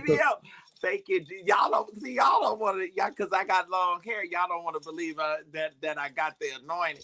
I said that 3 years ago, and look, it's been manifested. I thought you said he already did 10 years. He did. So, and y'all can go and look it up. Y'all can go look it up. Y'all can go look it up. Y'all can do research. William, I gotta come to convocation this year. Yeah, you gotta come to AIM and help me on the van. I told you I'm gonna be in Orlando. You need to go on and change that trip from Orlando, and need to come on and go to Baltimore. I don't know, because I don't go to casinos. You'll go if go on and send me some of that out of your Shy. Go on and send that slot machine money right now. When I get it, I'll send it to you. Oh no, you already got it because you worked yesterday. I sent you a text. Did you make it to work on time yesterday? I didn't work yesterday. It's still Sunday here. Oh, okay, so did you work today? Did you go and run the soundboard? No, I did not. So you stayed at home. We did some equipment upgrade. So I went to you my held church me online. on the phone half the night, and you was in bed when I was up struggling trying to get you. Nigga, get off my line. Let's not do that, because the last time you had me on the phone at 3:00, and you had like you gonna cuss me out because I was sleeping. Y'all, this No, man was and keeping me up, yeah, look I like he was was keeping tired. y'all up. I was tired, and he gonna have me on the phone. God, well, and what about this? I was like, I'm trying to go to bed. Tomorrow, first Sunday, and you didn't Cause even they go. know. You knew. You know what? You low down. You knew you wasn't going to church when we was on the phone. Well, I mean, brother, you act like you Uh, don't go on, and, and you and don't. I had First of already all, left. you don't even get to church I on time. Do you get to church on time? was only 30 minutes late today. Only 30 minutes late is fine. That was good. That's good for me. I'm Mr. normally like Phillips, an that was a joke. hour. You say Say what? what? I was I'm talking to normally like, that instant. Whatever. oh, I don't even know why you paying attention to the comments. I ain't even see what nothing they said. All right, TikTok, keep running me up. Y'all keep running me up and giving me some more gifts. All right, so we didn't got the word, y'all. We gotten the update, so they You filed the still ain't seen motion. me that Oh, picture. well, let me Send ask me you the this picture. before I let you go. So, how did y'all feel about Larry coming to the service? I don't think nobody felt anyway. Prophet That's good. acknowledged him, and the saints did what the saints did. And then we went on with the service. That's kind of how it was. I mean, So what did y'all think about I guess the post-service critique? And well, I didn't see it. I didn't see it. I I was don't just told. think the I church was paid told. attention to. I don't think they paid attention to it, William. You know, they just, I'm So did he probably. make? Did he make favorable comments, or what? What was? I Uh, mean, what? yes. But it was very. It was like I'm there to support, but I'm kind of still disassociating myself a little bit. But I'm there to support. But it was just kind of. I would So say it was was it a almost like a backhanded planned compliment. visit, or did he just Oh so no, happen to I be? don't. Well, I don't think. I don't think Prophet invited him per se. I think Larry just said they were going to go, and he said, "I think I'm gonna go to this service because that Sunday that he came was Pentecost Sunday, and this year, we had two services. We had a night service, and he was like, "Oh, I just go to the morning service." So they just came. They didn't necessarily have like a special seat. They sat, just like regular people. It wasn't like he was on the platform or anything like that. But Mhm. Prophet does know, Larry, and they have some type of relationship. And so he acknowledged Well, I him, mean, and that's that was his it. friend because he evidently has some kind of rapport with him because he called in the moment that we all found out. So he has some kind of rapport or some, Well, and yeah, then he yeah. acknowledged him. He acknowledged him, and he's never acknowledged me. I've been in many of his services, and he's never said When the anything last about time you been to when you ever came to Kingdom City Church? Because I've been inviting you, and you won't come with me. No, I've never gone to his church You won't even go to Bible study on Wednesday night. I've been to his Bible studies, but I'm not. But that's what I'm saying. Like he has never acknowledged me. Like when he came to my church, he's come to my church many times. He never said that I was in the audience, but he said Phaedra. He said, he acknowledged other people. So I'm not saying that like as a slight. I'm just saying that far as there's definitely a relationship and a rapport there. That's all I'm saying. So, and I've gotten different, and I probably should go back and watch it or see if I can find it, but I've gotten different viewpoints of what people felt. You came up because I think it was like a serious critique. He went down and said something about who did praise and worship and who does this and how, and the whole, like he did a full critique of like going to a review. Basically he did a full review of the service, sort of like if you went to a play or a concert. Right. But and I watched a glimpse of it, Um, and I was like, I said, I hope you enjoy service because, I, you know, I don't know. To me, if you're going to come and support, then why are you coming then and critique it? It's kind of like, are you coming to just do a review or are you coming to support? Well, I That's why mean, I'm saying and see, the thing about it is that if he still is a resident of Atlanta, you know what I'm saying? It's not like okay, well, I jump up in Atlanta and just go to one of the local churches in the city in which I reside. I mean, Mhm, so if he is originally from North Carolina, so I don't know the circumstances around the trip. Did he go home for some for whatever reason, and then while he was in that area and because mhm, it was Pentecost Sunday, he chose to go there, or if he was in Atlanta and flew to Charlotte or drove to Charlotte specifically to go there. You know what I'm saying? It's mhm. not like it was um just a coincidence or just happenstance. That's all I'm Well, and yeah, saying. So that's he took his whole team. He brought Shamako, he had Kendall, he had Lisa. well, I mean, so it was quite a few. I don't think he ever goes anywhere without them. Yeah, so I Like don't know. Like you said, I don't I, never I I've never seen him anywhere by himself. So it's always going to be members of that crew with him. But I mean, yeah. did they come like with cameras or something? Is that what you mean? No. I mean, I think they recorded like glimpses and posted it during service. But like you said, I forgot that he is a native of I think Rocky Mount. So maybe they were already in the state. Because they definitely they drove back to Atlanta after service.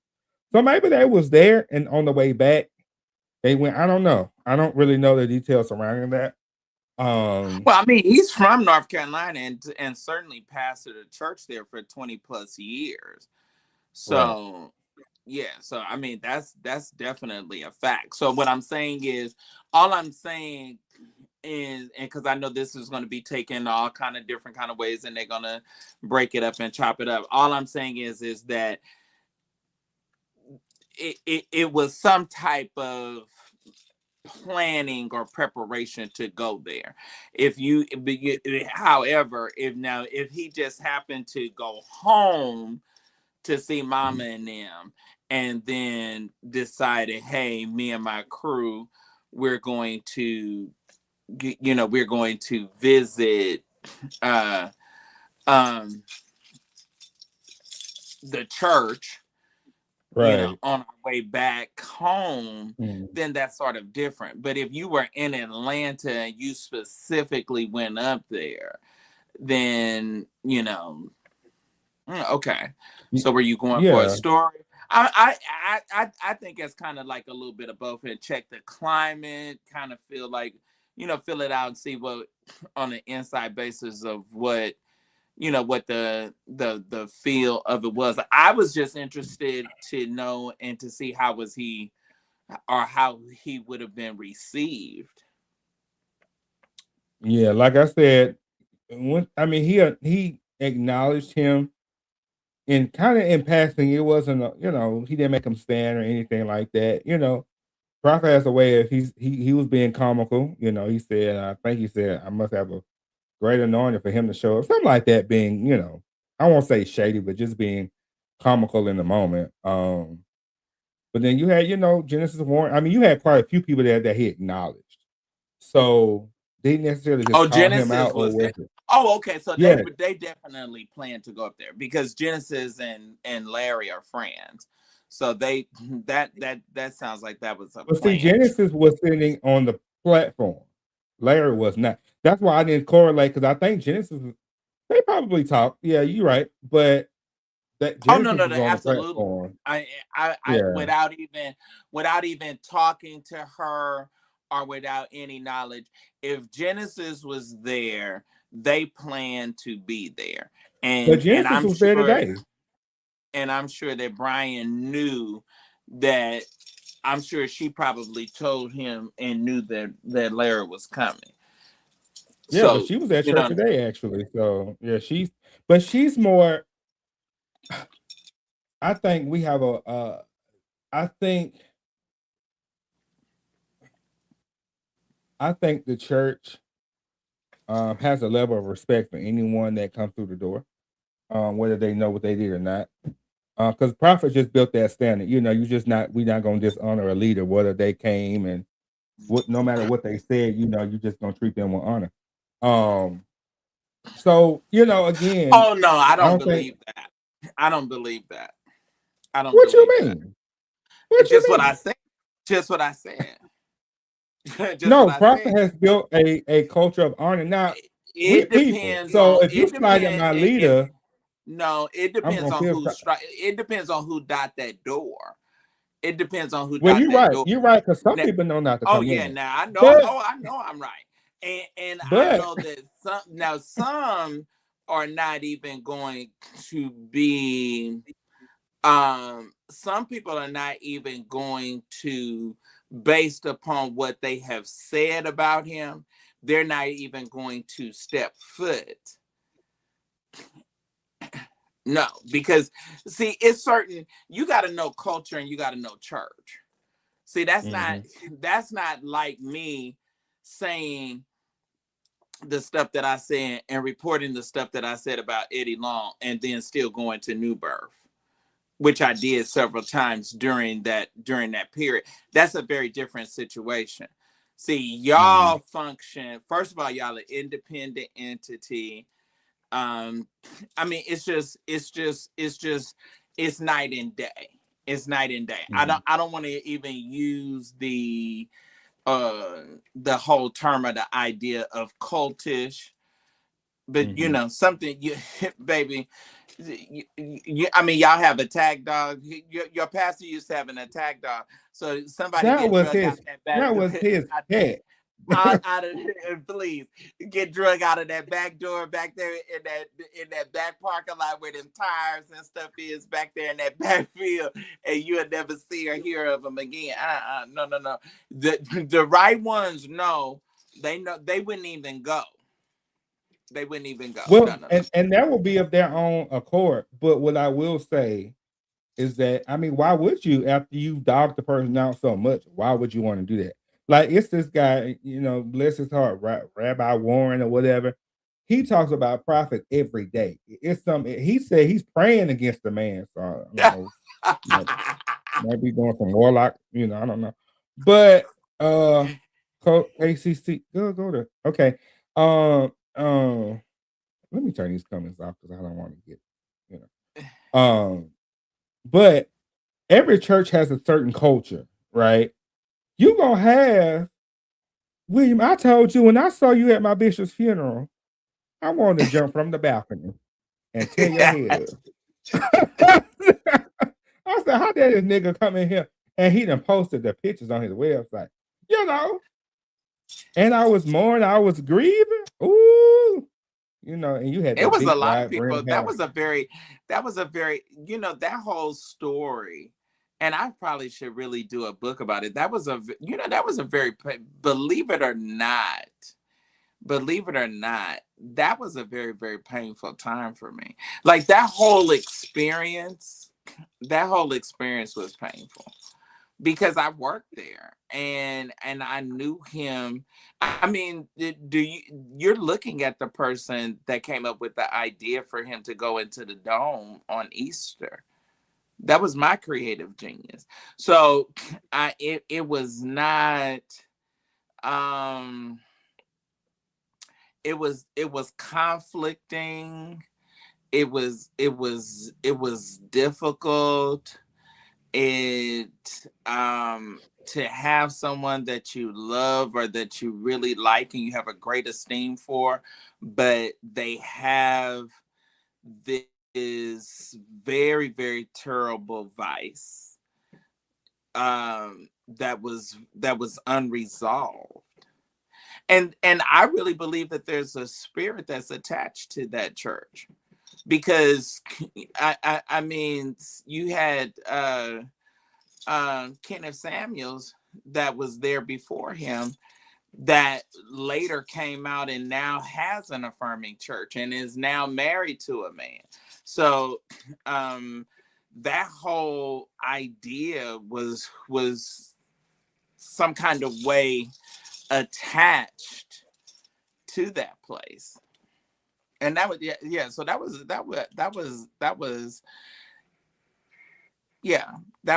was difficult. But also the difference is I covered that in an integral and in a journalistic way, and not well, I don't know. I mean, it was some things that we said that was salacious. So Yeah. it was an interesting time. It really was. And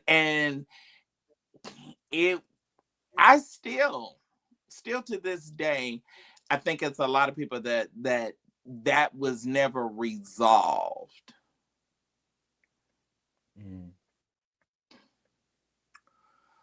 I don't think we ever got.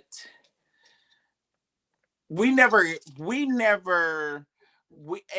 the black church and the church kind of like as a, because I mean Eddie was the largest at that time.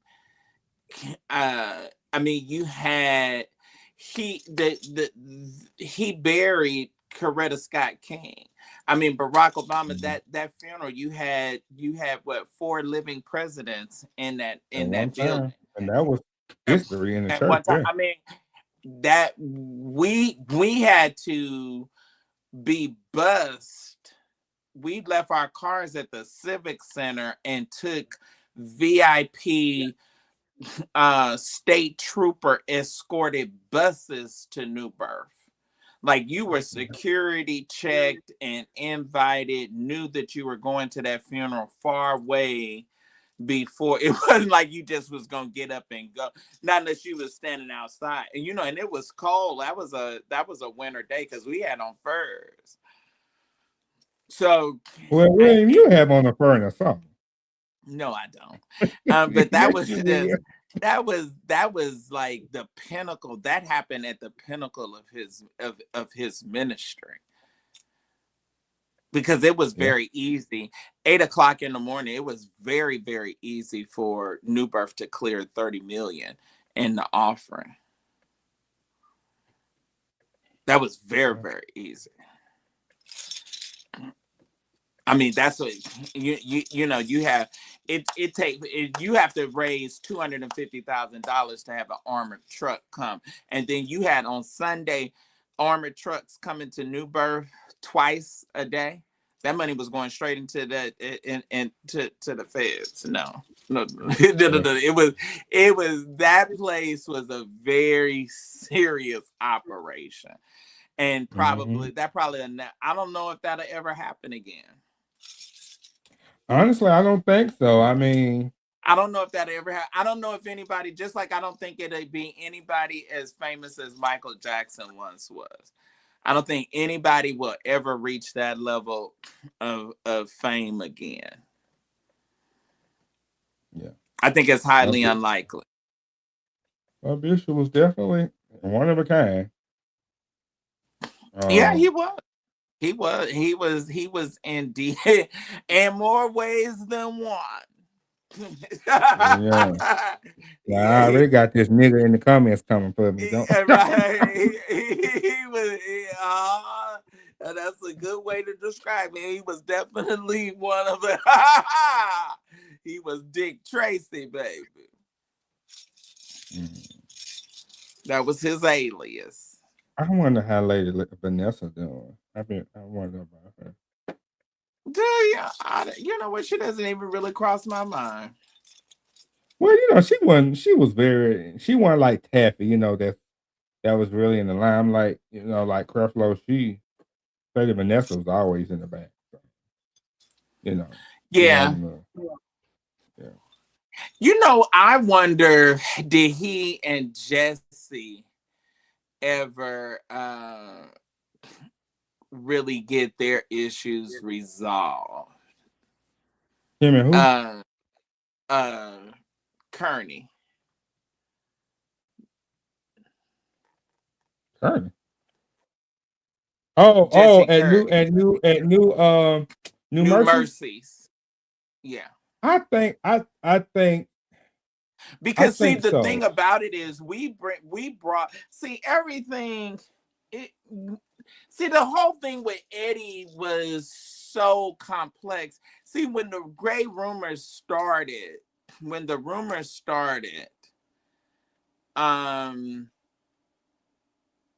we said, okay, we got to do something, because you have to remember, that whole first lady thing was not really, it was just becoming a big deal. Now, you know who really put first ladies on the map was my girl. Who? Louise Patterson. That's it. Mm. First ladies prior to Lou were, I mean, the pastor's wife was sort of like the pastor's wife, but Louise made that an office and made that a whole air and a whole situation. And then you saw it take flight nationally, because you have to look at it. Gilbert Earl was everybody's bishop. Mm-hmm. You don't have a preacher that comes to town and you have to have state troopers and freeways shut down. I don't know one. Yeah. Not no black one. And Jake's has fallen from grace. So, I mean, it's just like, if he roll, oh, okay, hi. I mean, he's not even a big deal. I really hate how that church is going down. Why? It's hey, Shaw. Y'all. I wish Tubman. The Lord. I wish the Tubman Bible, would have y'all took it don't up. read the book. The Bible says that in the last days that there's going to be a great falling away. Yeah, but then these churches, I mean, then you got churches like what you call in your city. What did Prophet just say? Prophet just said that 30% are going to close. That's what he said. He's a podcaster. Jake's has fallen from grace. He's a podcast. He's a wannabe podcaster now.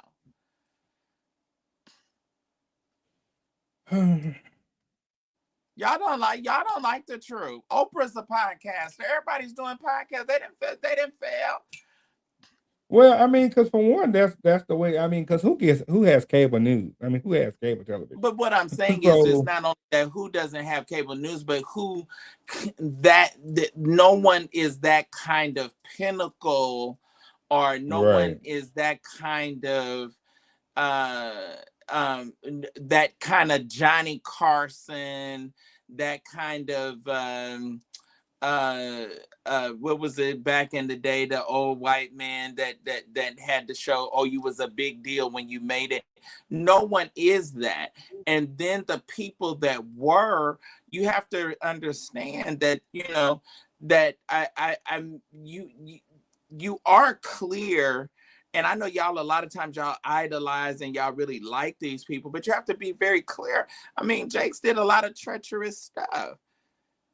People that want to be at the top and determining, oh, okay, this person is going to get a chance, this person is not going to get a chance, this person, do you know, it's a lot of preachers that he stomped out, that were gifted, that were anointed, that if he didn't say yay or nay to you, then no. I mean, he single-handedly tried to destroy E. Dewey Smith. Single-handedly. I want you to collapse your women's ministry and invite your women to Woman Thou Art Loose. E. Dewey says, you're my father in the gospel. I love you. I don't feel led to do that. Okay, bam, I cut you. He single-handedly, when he started seeing Joel, grow. I mean, he did a lot of, look at Juanita. He did a lot of treacherous things. So he has a lot of reaping.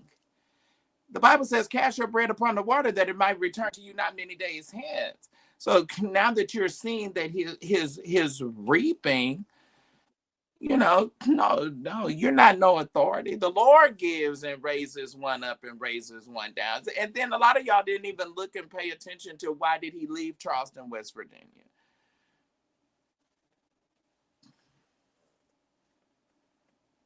The Lord, according to your pastor, the Lord is the only man that'll fire you and let you keep on working, baby. That's what he said. And he's got some talking, reaping to. And he was talking about my business. And he's got some reaping to do. I mean, it was very. And that's kind of the sad part, because everybody is like kind of backing away from him. Like it's a great falling away. Like everybody at one time, and I'm sure that's probably hard for him to conceptualize, because he was the one, he was the icon, and everybody wanted to be up on him. And now it's like everybody want to go, ooh, like you got the bubonic plague. But that's how he did Eddie. He did do that, and I couldn't understand. He refused to come. He refused to come because he knew who he was, and he wanted to. I give you the best example I can give you is similar to this whole thing that keeps coming up with Kevin Hart and racism. Kevin Hart keeps making excuses. He says these horrible things. He's a horrible little man. He had these people. They said all of those negative things about him, and his I don't know what happened, but anyway. So it's the same with Kevin. All right, y'all. We got a number of topics. Did I discuss everything? I think I pretty much covered everything. How am I doing? Lord, I done gone almost 4 hours. Where did the time go? Where did the time go? Okay, I guess I'm gonna have to deal with it tomorrow. This whole situation. Oh, okay. Was you gone? Wait a minute. Let me see if he was gone. I thought he decided to end. I thought, what happened to you? I had to Your phone went out. readjust. Okay, so it's just like, okay, Kevin Hart, you remember when back sometime when the email came out with those producers, I think from Paramount, that had said all those negative and racial things about him, and he didn't really address it. He said, I had a brand to protect. Mm-hmm. Okay.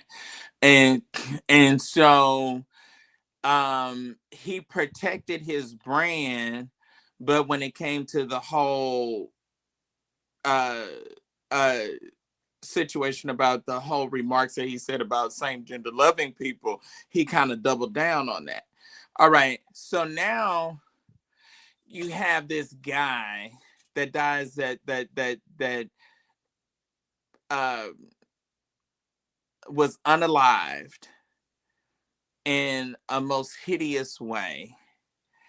Their being unalive was probably one of the highlights of the Black Lives Matter movement. And I want to put, because I know y'all don't like it, but I'm going to say it anyway. You have this very dark complexion Black man make excuses for a very insensitive joke about George Floyd's death. Okay. Yeah, that was terrible. Now it was horrible. And this is the correlation that I want you all to get. And this is what I want y'all to get, and people that are intelligent. Black people, we make excuses for racial stuff done to us because we have this affection for our oppressor, that we still have something in us that wants our oppressor to like us, that wants him to fall in love with us. If I do this enough and do this enough, then he's going to like me, he's going to love me, and it's not going to happen. John said, I saw a new heaven and a new earth. This whole thing has got to be wiped away and started over again, because, and especially this place that we call America, because it was founded by the Puritans. It was founded by people that were oppressed, and they founded it based upon oppressing other people the way that they had been. So the foundation of a thing of the thing is wrong. So we're the only ones now. This is what I will say.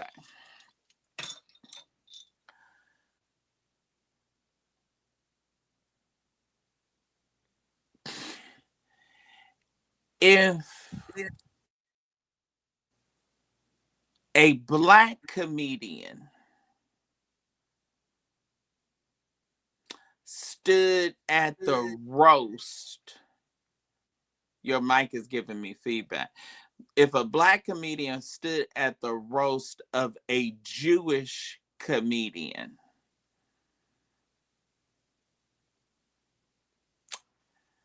and made light of the Holocaust, it would not have happened. Oh yeah, they his whole platform would be gone. An Academy Award, I'm gonna give you a perfect example. An Academy Award winning actress by the name of Whoopi Goldberg, born Karen Johnson, she accidentally said something that Jewish people found offensive and was suspended for 2 weeks to a month from being the moderator of The View. It would not have happened. True. We as a people, we make excuses for when our oppressor does something that is very offensive and very disrespectful. Now if George, okay, I'll say this. Rodney King lived. So if somebody had made a joke, it might would have been a little bit more acceptable if the person life was still living. But it was very offensive. And then he has said it, and he's moved right on. He's moved right on and has not cared. You know, I don't think y'all really, I think that a lot of times we don't really get to, and that's why I'm so glad that I went to Morehouse, because I don't think we really get systematic and systemic racism. Like, I don't even think that people really get the idea of how cut off Janet Jackson was to whole North America. Like she was banned and could not perform in venues that 80% of the company that banned her owned. That literally she had no choice but to marry that Arab and go overseas. And we didn't start seeing her. She didn't just decide all of a sudden one day, oh, I'm going to start performing again. No, I have served out my time. And now I'm running around here trying to do concerts at 60 years old. That's not by coincidence, but what Justin Timberlake, who ripped, and it was a clear accident, ripped it off, never stopped performing. And you all don't get the sexism, you all don't get the racism, you all don't get it. You just sitting up and, you know, just kind of like, you know, just running through and not even, you know, really paying attention to the bigger picture a lot of times that's out there. And I think that's what some people that are woke, I think that's what make them very very frustrated and appear to be very angry, because you're fighting the system, and then you got to fight our people and try to pull them out of this level of them being, because we can be very void of understanding. We can be very just like we're totally unaware, we're totally clueless, we just don't get it. And we're so divided, and we so and just like, okay, I'll go on and say it. That's just like with this whole thing with this being Pride Month. Some of the most vicious and some of the most horrible things that is ever said is said by people that men that want to claim and say that they're same gender loving, and accuse me of that want to say the most horrible, like I mean, like the stuff that they say and do, and then they get mad and say, you know, why don't anybody want to be associated with that crew, or why don't anybody want to be associated with that? Well, what do you have going on? What are you doing that's worthy and contributing to society, other than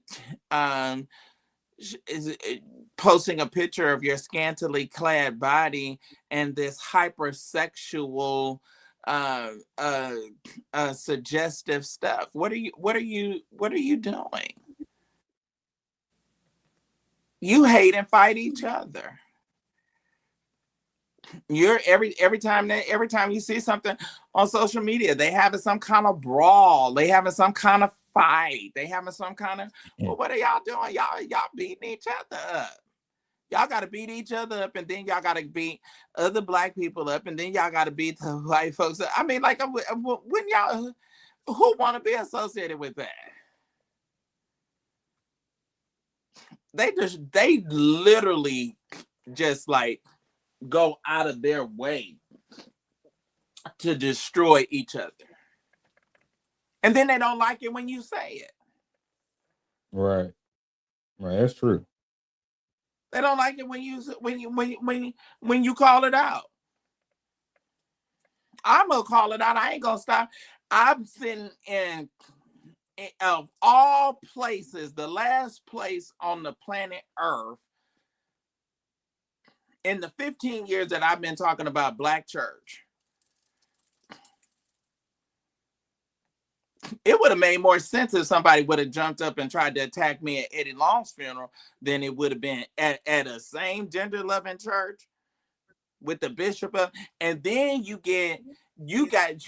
are so demon possessed, you a disabled trans want to get up and hobble across the altar, get up out of a wheelchair.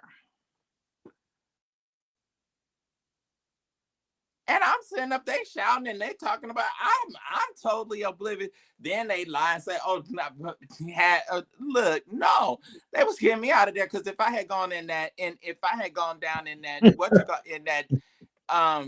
Louis Vuitton bag, that whole situation would have played out a whole nother way. No.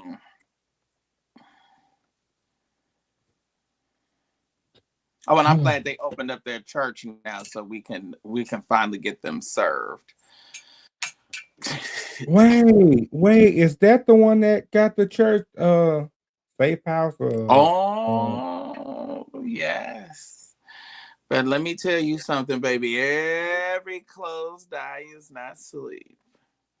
And don't you ever sleep on Sir William. Because every goodbye, so you every gonna have the people goodbye making is not business on gone. Sunday with you? But ask Larry Shaw. And I went to Hinesville myself and walked down the middle aisle of his church and handed him a manila envelope and said, "Did you want this to continue?" So, no, I probably wouldn't belittle myself to go over there.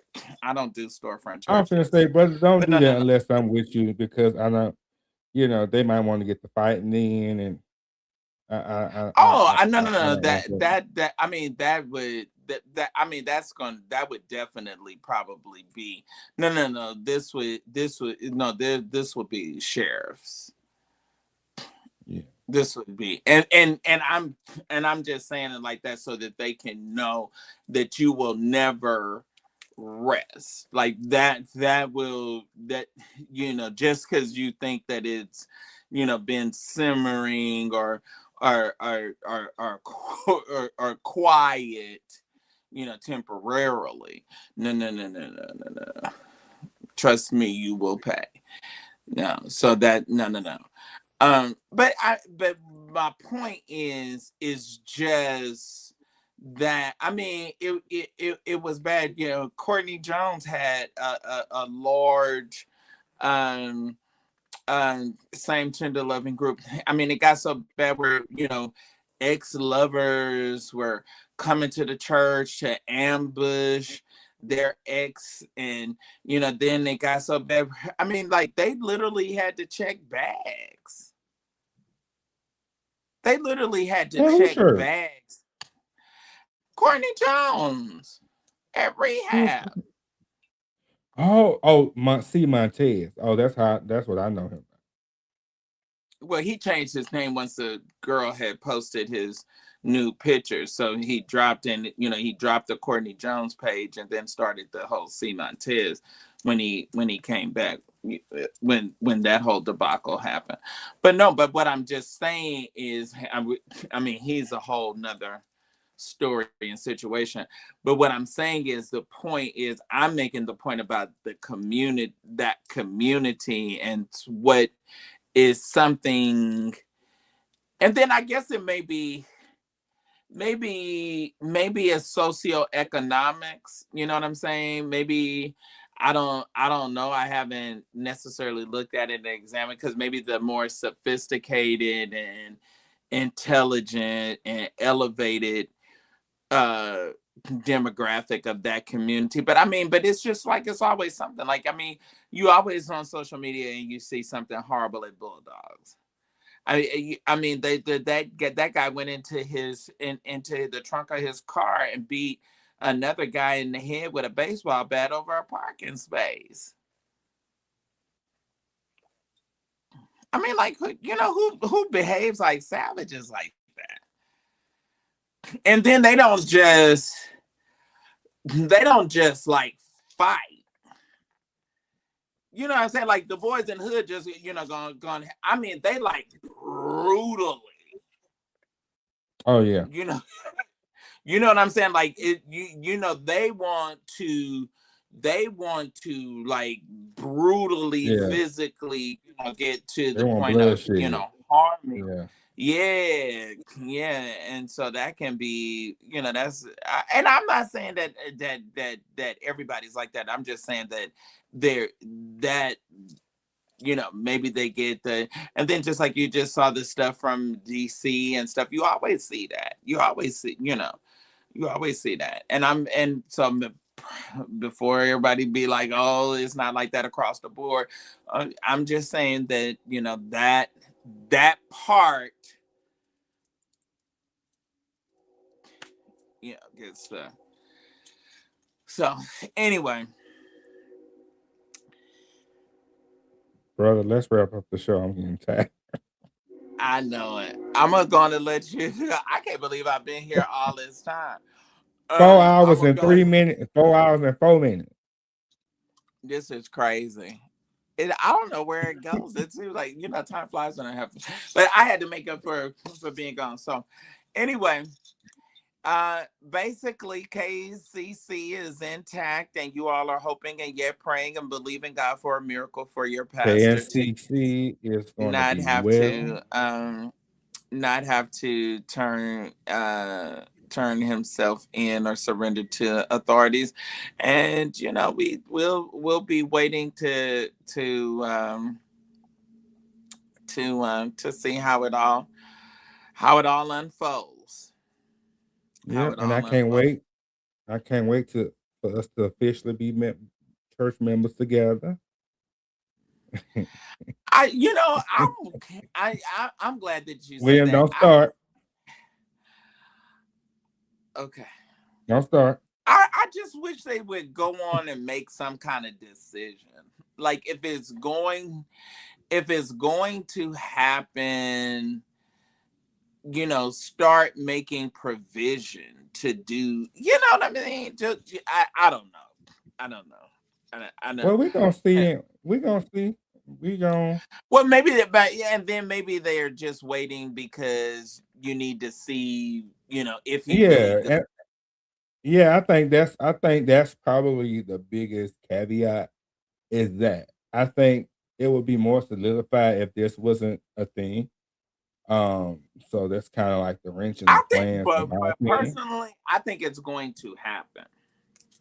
I think so too. And I think you're going to be on the PR team, and I'm going to have you do the Sunday now, morning whether or not announcement. it'll be a Church of God in Christ, or whether or not it will remain in the denomination. Now that remains to be seen.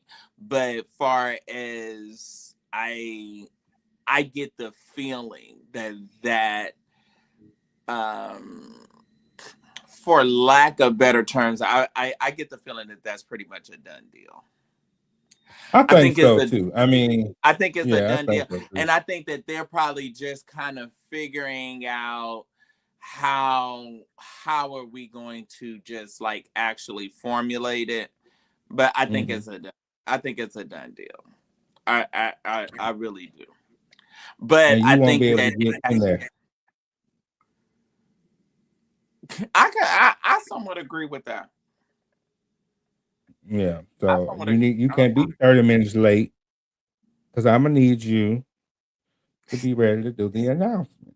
Like I want to do the announcement like they do in Chicago with the choir singing. And they read the announcement like they do at Cosmopolitan. That's how we did. You're tuned into the broadcast commencing from the main sanctuary. Yes, we're located at 715. Yeah. Cleveland Avenue. Mm-hmm. You think he's gonna let? I really believe. He's gonna show me the door. He's gonna probably in a nice way. He's gonna be saying da. Yeah, so I don't think so, William. I think you're gonna be an intricate part of the church. That is funny. A pillar. You're gonna be a pillar of the church. You go to bed. Let me wrap up, y'all. This has been amazing. Thank you so much for coming on. All right, love you, brother. Call me when you get done. Love you too. I will. All right, y'all. It is Sunday Night Live. It is time to get on off of here. I hope y'all have enjoyed tonight. We have had a variety of I think very good and very interesting topics. There's a lot going on. Some more stuff that I really wanted to cover in a more in-depth fashion that we'll probably come back to and a number of you all's questions and comments that I briefly looked at it, but a lot of times when I have folks on, I try to engage with them a little bit more. So if it was something that was very pertinent that you all wanted to address, then definitely inbox it to me so that we can get that on. Thank y'all for all of the folks that contributed on tonight. I definitely appreciate that. I can't make it without your love and without your support. Please like, share, subscribe. I have a goal.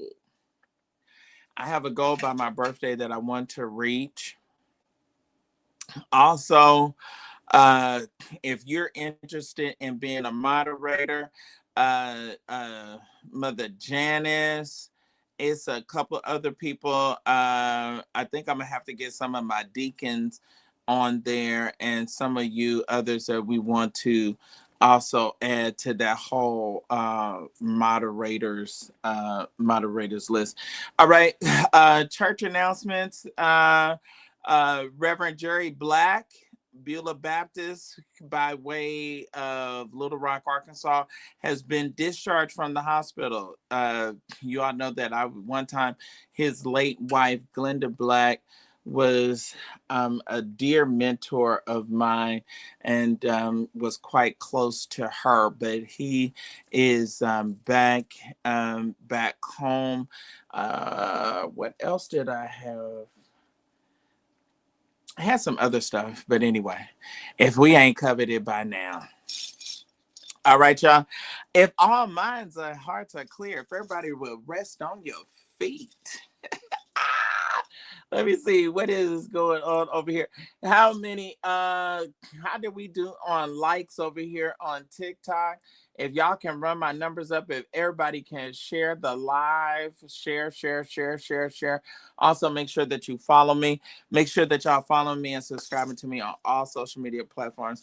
I appreciate y'all. Special thanks to great show, great guests. We had Jives on, the Archbishop Bernard Jordan on, and Marquise Brandologist on.